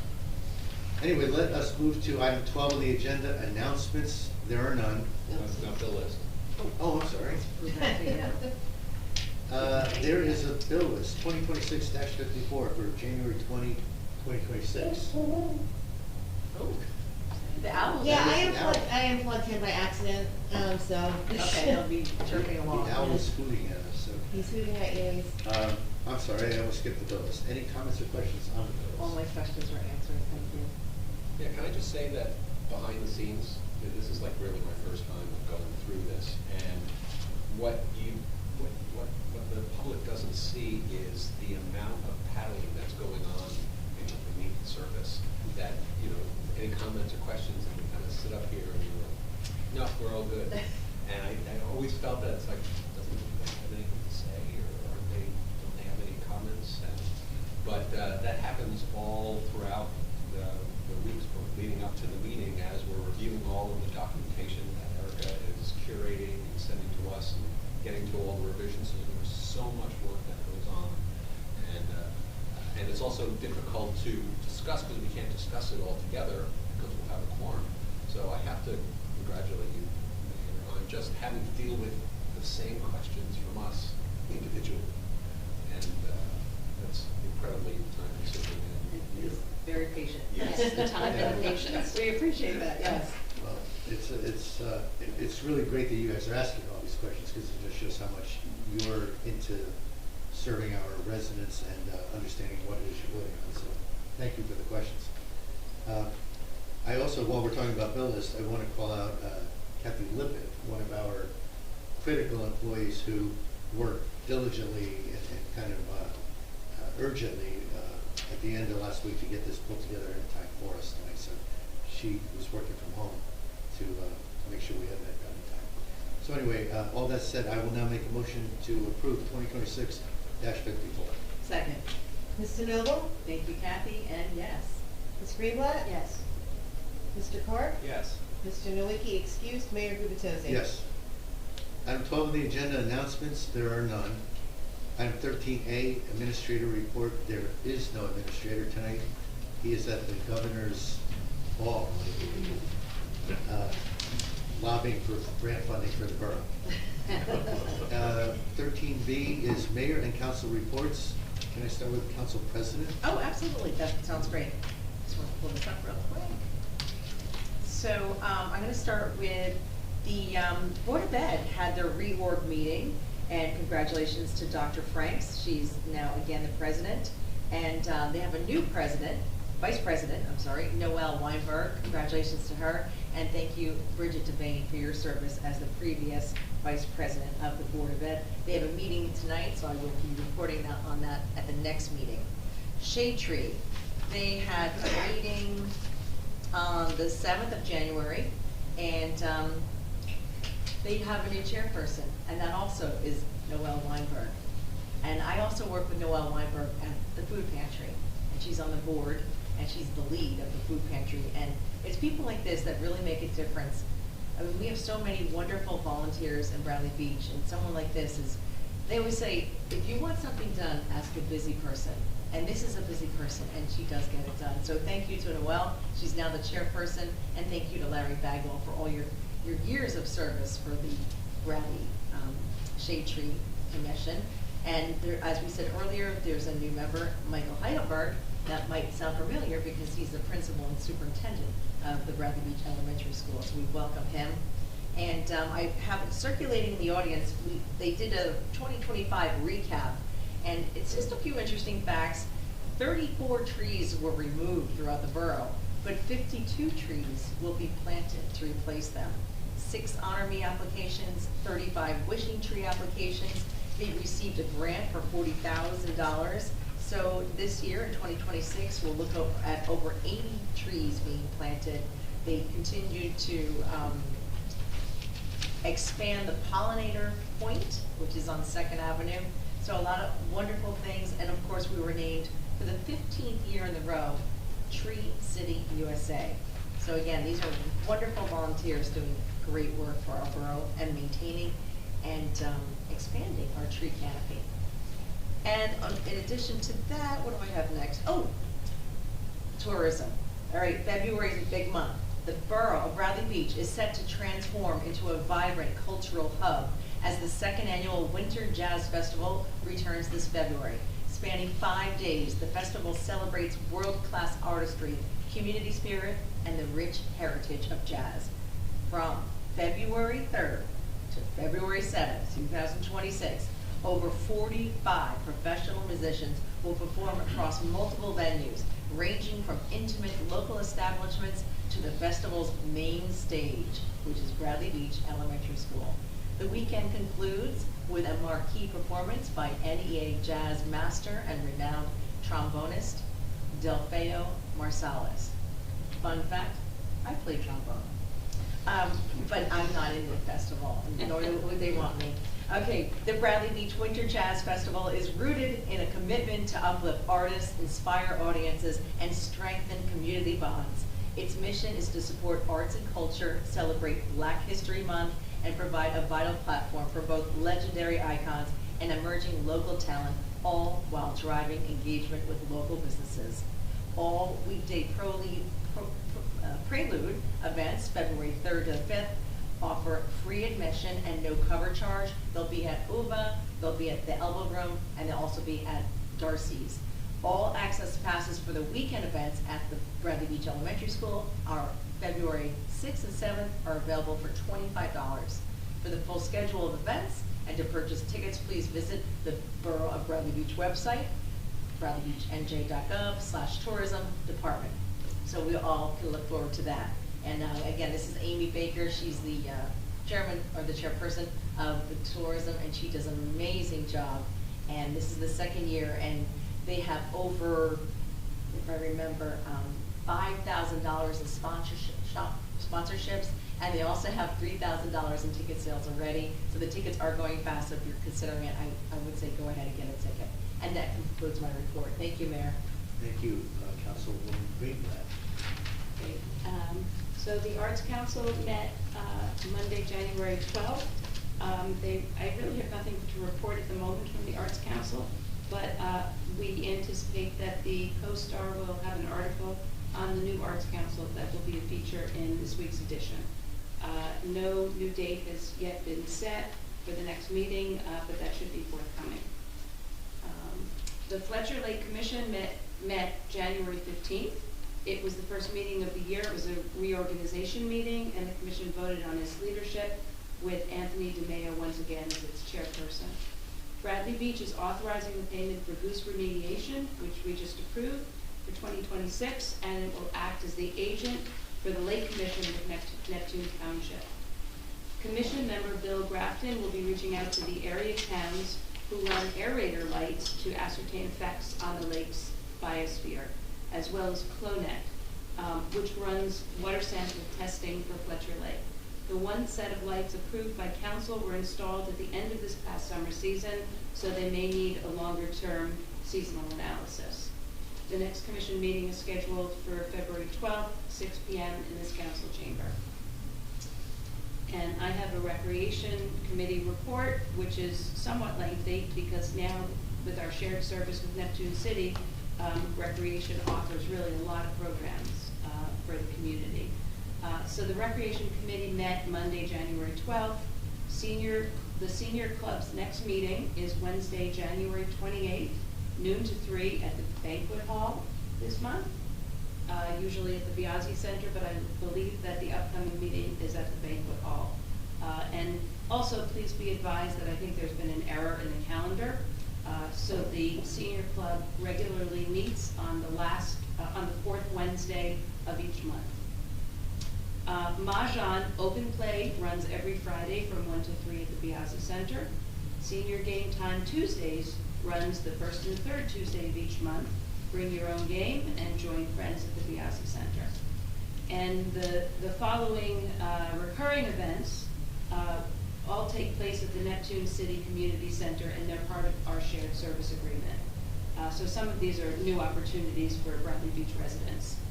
The Glitter and Glue Crew, geared for ages 2 to 3, meets every Tuesday and Thursday morning at 11:30 a.m. to 12:15. Ballroom Dancing for intermediate dancers meets every Wednesday at 5:45 p.m.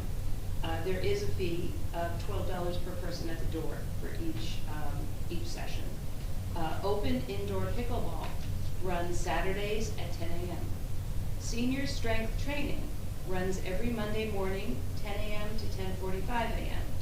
Step Aerobics, all levels welcome, Mondays and Thursdays, 6:30 p.m. to 7:30 p.m. These are free events. Senior Game Day at the Neptune City Community Center runs Wednesdays at noon.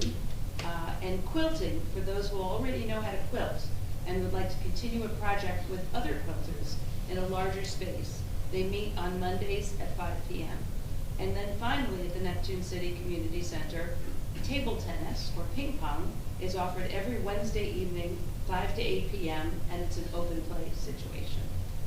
Mark your calendars for Radio Bingo, March 21st, 6 p.m. at the Fire Hall, featuring the music of the 90s. Tickets will go on sale in February, and they can be purchased through the Ladies Auxiliary or emailing Courtney Pappas. The Memorial Day Vendor Fair along the Beach Promenade, which runs Saturday and Sunday of that weekend, applications are currently out. As an early bird incentive, the art, craft, and retail vendors will receive a 25% discount if they register before January 31st. There's a link on the borough website to Community Pass for vendor registration. So you have to kind of look on the website and go either to the forms and documents where you can find the application, and that's probably the best way to access it at this point, or go to the May calendar. Construction continues at the rec site with the completion of paver work.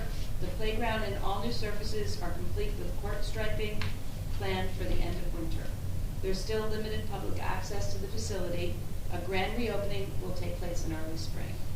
The rec committee's next meeting is Monday, February 9th, 6:30 p.m. at the Neptune City Community Center. And that's my report. Thank you, Councilwoman. Councilman Sharp.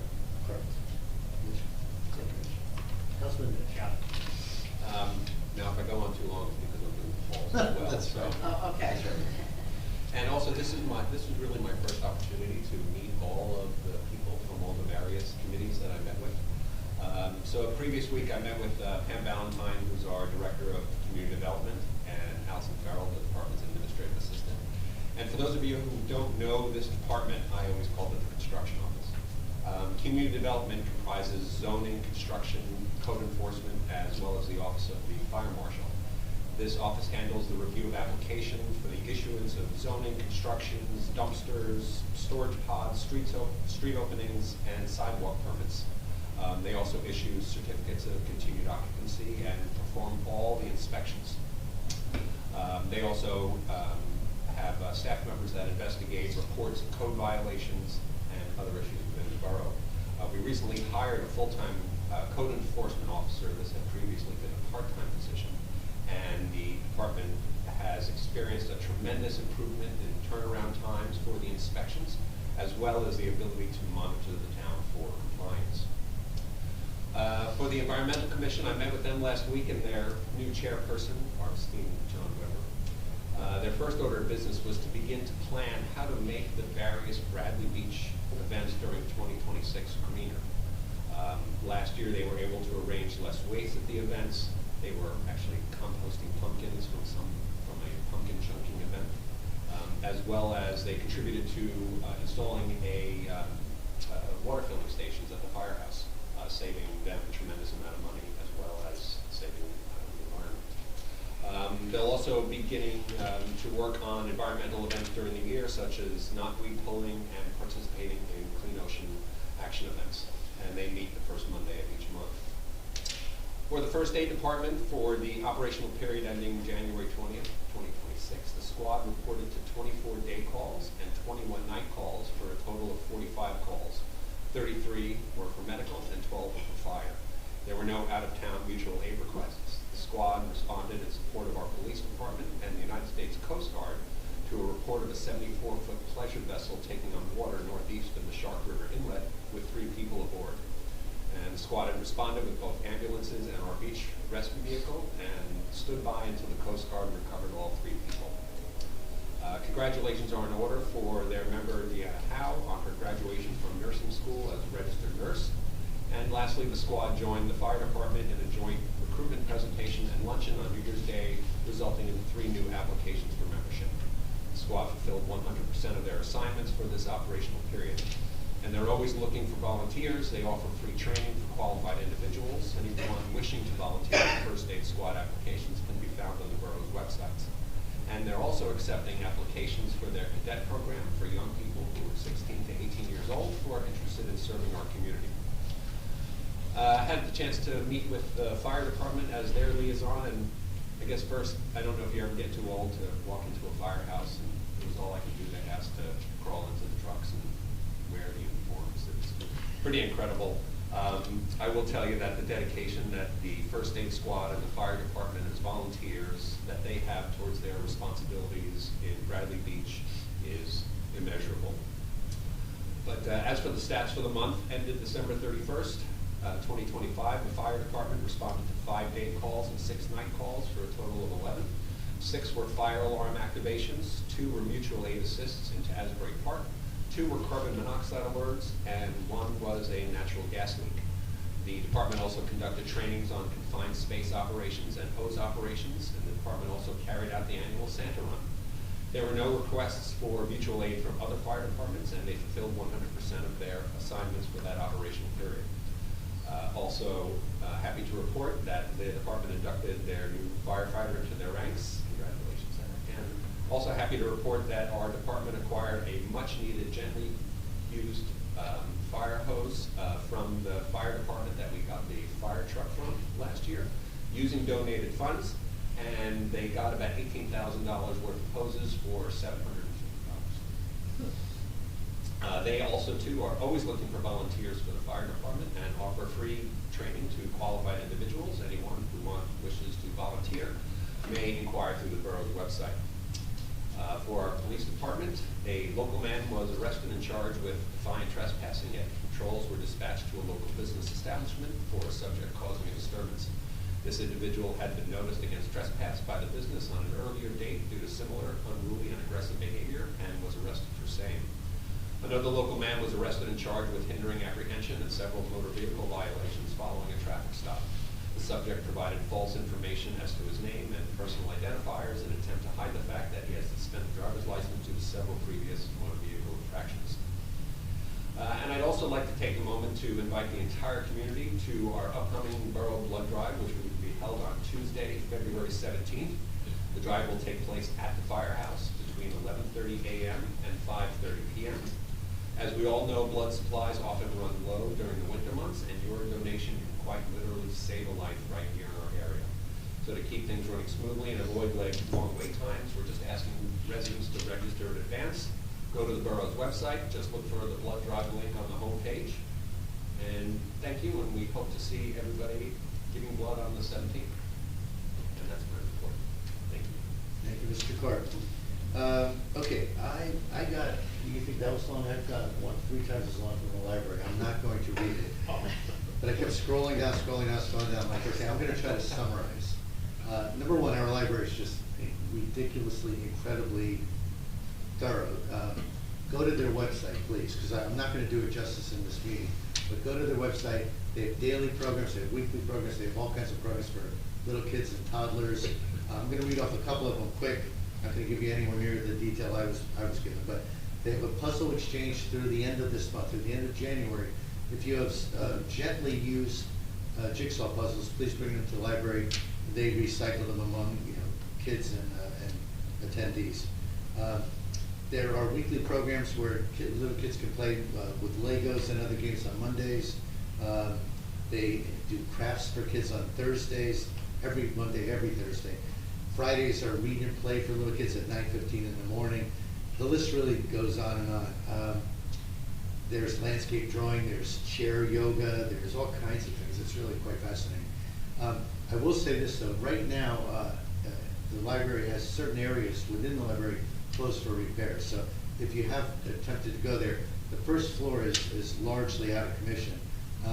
Right now, you can't use computers, you can't use the printers, you can still borrow books. They have an online catalog. You can get borrowing a lot of supplies from online catalog. They won't have newspapers, but they do have online access to Asbury Park Press and New York Times. And their 4th Avenue book drop is closed at the moment, but the Hammond Avenue book drop is open. So again, just keep in mind there's so much out there. Please get to their website and just check it out, especially if you have little children or grandchildren. You could spend many happy hours there with those kids. Otherwise, there's been a ton going on broadly around affordable housing. There were a couple things, as I mentioned earlier, that we were hopeful to get on the agenda today, but Bradley, as of this weekend, really as of Friday, we were told we do have a settlement in place with affordable housing, which is great news. Again, some typos precluded us from, in the agreement, precluded us from approving it tonight. But I want to tip my hat to Jen Beam, our planner, actually the chairman of our land use board, Mr. Cohen, helped draft some of the overlay zones, so thank you, TJ, for that. But that's a very significant accomplishment. We'll take a formal bow once we can actually approve the settlement, but I just want to let everybody know that that's coming, and that's really good news. Other than that, that really concludes my comments for tonight, and I will move to item 14 on our agenda, which is opening it up to public comment. Any comments or questions from the public? Yes, Ms. Lady.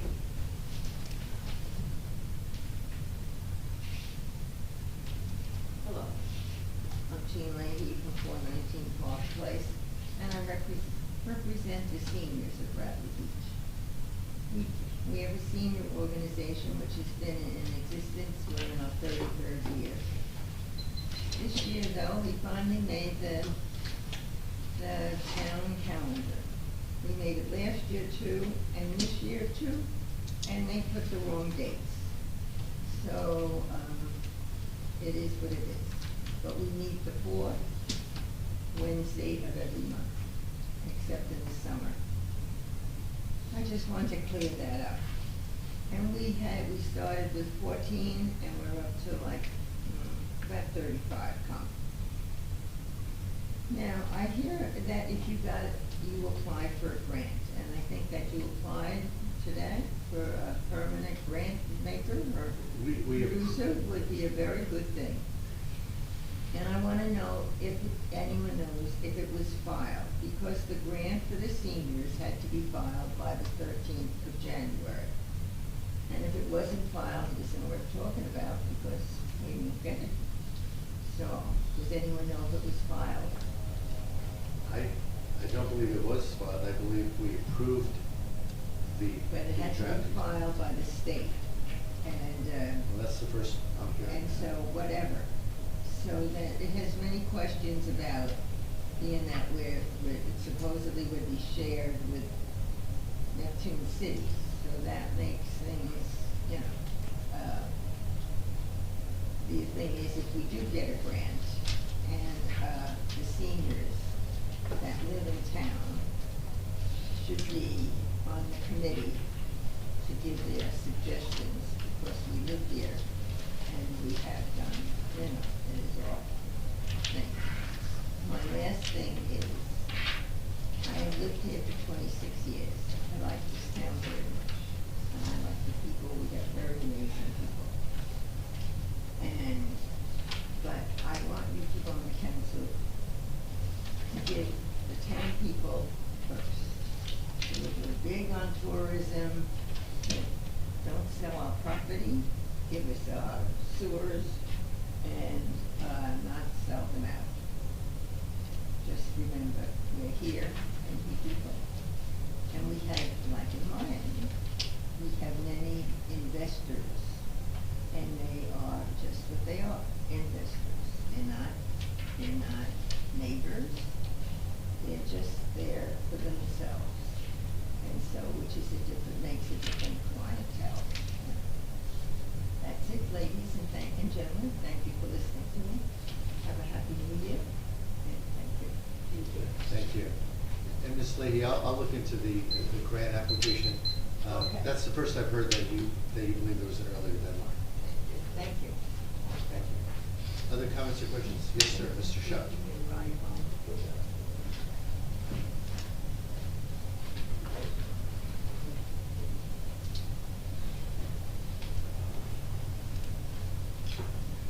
William Shook, 110 Fifth Avenue, Bradley Beach. On January 10th of this year, we lost one of our beloved resident, George Stanley Albert, a Korean War veteran. The reason I'm bringing this up is for the simple fact that his name is placed as serving in the Vietnam War and not in the Korean War on that wall right there on the Bradley Beach Honk.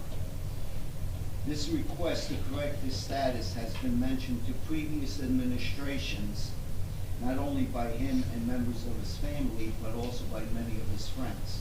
I want. It is amazing how during election time, people will come knock on his door asking for a vote, yet they will not correct his status on that wall for many years. George took much pride in serving his country in the Korean War. I'm asking in this public forum to please correct his service record. Give George and his family the honors that he so deserves as being a Korean War veteran. Please. And Mr. Shutt, this is the first I'm hearing this, but you're saying, what are you asking us to do? Put his name On the Korean War. On the He's Korean listed War. as a Vietnam War veteran. I'm Back not, there. yeah, I'm learning this obviously for the first time, but somehow strike his That's why name I'm from the- bringing it up in this form, because Appreciate that. it was mentioned to Larry, person to person, deaf ears. It was mentioned to Ingolstadt, person to person, deaf ears. And so I decided, instead of mentioning to you, like I said, I wanted to talk to you, but instead of talking to you in private, I'm gonna bring it up in public so that everybody knows. Please, Public is fine. correct it. And here's another thing. You have that right there, Wall of Honor. You have one over there, missing a lot of names. You have another one over there, missing a lot of names. You Let's realize, take the Mr. Shutt, money, yeah. let's take the money and spend it wisely, correct all this, you know. Yeah, and if you would be so good, you apparently know what names are missing. This is the first you've brought this to our attention, so do you have the names that should be included on these appropriate panels? So I mentioned, But do you have the names? not all of them, not World War II. That's Well, way I mean, I don't know how long these before have been my hanging. time. No, I don't know how long these have been hanging on our walls, but again, we will absolutely correct them if someone would give us the information or tell us where to find it. That's something that we would have to look into. Okay, well, thank you for bringing it to our attention. Certainly for Mr. Albert, we'll get right on that. Thank you.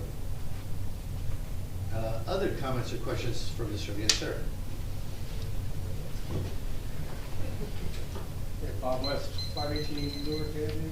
Just a quick question, comment, reference to 2026-1, 801 Main Street. This ordinance was just to correct it so we can now get four units. I think my question might be more aimed at the land use board. Is there going to be, as far as the developer's still going to have to go through regular channels as to what this is going to look like? There's plans been approved? That's still down the road. No, actually, and I know you're a brand new appointment to the land use board. The answer is no, in terms of what it looks like and everything. That's already been approved a number of years ago. This is defining a new overlay zone. Yeah, this is just to make, but Yeah. as far as the size and scope of this thing, that's already been. Well, I'm going to turn to Mr. Quinn, who's the chair, but But it might I don't know, be more of a- has the application been renewed? Well, this settlement, which is AH4, is the template for what the developer wants and what the town agreed to. It's still subject to site plan in front of the land use board. So a full site plan based upon the height, the parking, the number of units, that will all come to us whenever the developer decides. But Okay. the zoning is now in place. I mean, anything will look better than what is presently there. Yeah, I don't sit out at Aruba anymore because it's pretty ugly. Yeah. To your point, the parking was modified to the 1.5. Yes. But I'm told it's going to remain in its same footprint and height, so. We'll see. That's what we're told. Yeah, we'll see. I mean, it is 48 feet high. It is 24 units. Now, what that appropriation of units is, we don't know. The layout for the parking, his engineers will have to submit that. So we'll get a substantial review from the land use board, but, you know, the rules of zoning are in place that, you know, we will use as a template. That's more or less, yeah, all right. Thank you, Bob. Other comments or questions in the room? Okay, let me turn. Yes, sir. Thank you for waiting so patiently. Gloria. You, It is good, Just unmute.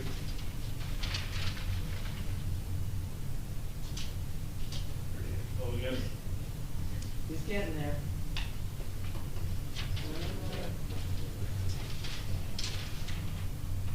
We can't hear you.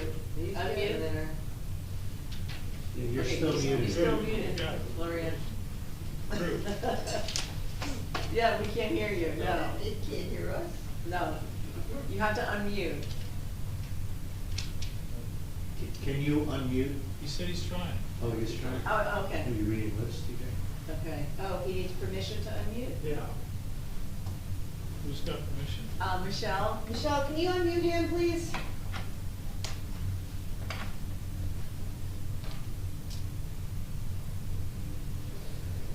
right, I missed her. Yep, there we go. Am I unmuted? Yes. Oh, good. Okay. Thank you. Can you hear me all? Yes. Oh. I'm still muted by you. No, we can hear you. No, we can hear you. We can hear you. We can hear you. Me. We can hear you. Yes. He can't hear us? I hear you, We hear We you. hear but you, We hear you. No, me. No, we can hear you. We can. Oh, hear you can, okay, Yes. good. I'm sorry. Anyway, look, I just wanted to tell you guys, I really appreciate the fact that you adjusted the special parking permits and you heard, you know, non-resident speak English-speaking taxpayers, and I think you are to be commended for that. And I really appreciate that on behalf of my wife. The only question I had is that you adjusted one of the New Jersey permit options. I don't know which one was, but 9B3 and 9A3 both state you need a New Jersey permit. So if you would review that and make sure all the 4 other state requirements are out. We did. You know, you got it, okay. Yeah, during Well, the meeting, we made that edit. We added or equivalents from other states. For both of those sections. Definitely in A3. What was the other section? 9B3. 9B3.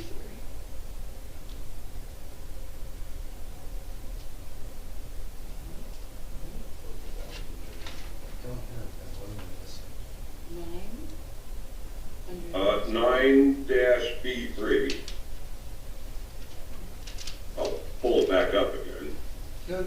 Well, you know what, Yeah, just take out the New Jersey stuff and make it other equivalent after you read through, and that's Okay. all good. We'll And again, I'm just wondering when the paper will be out for the doctor's note, Is or it- not note, but It's available now. oh, it is? Is it on the website?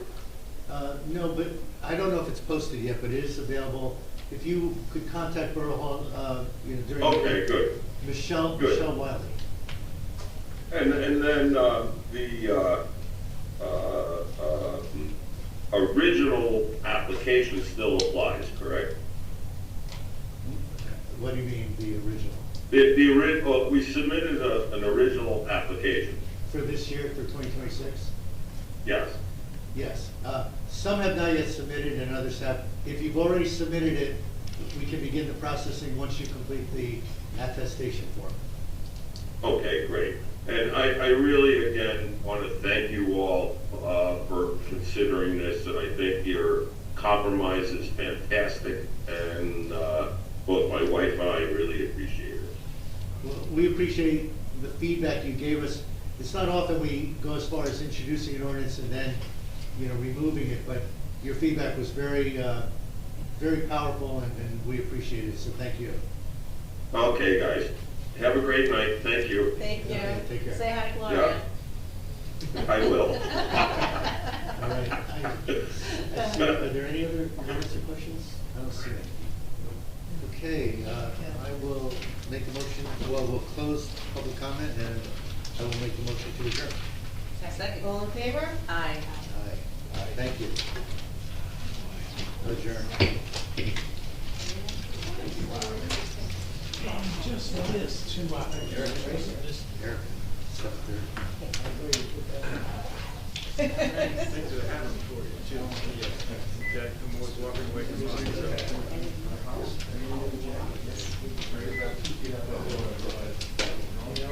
night like tonight, yeah, and even just one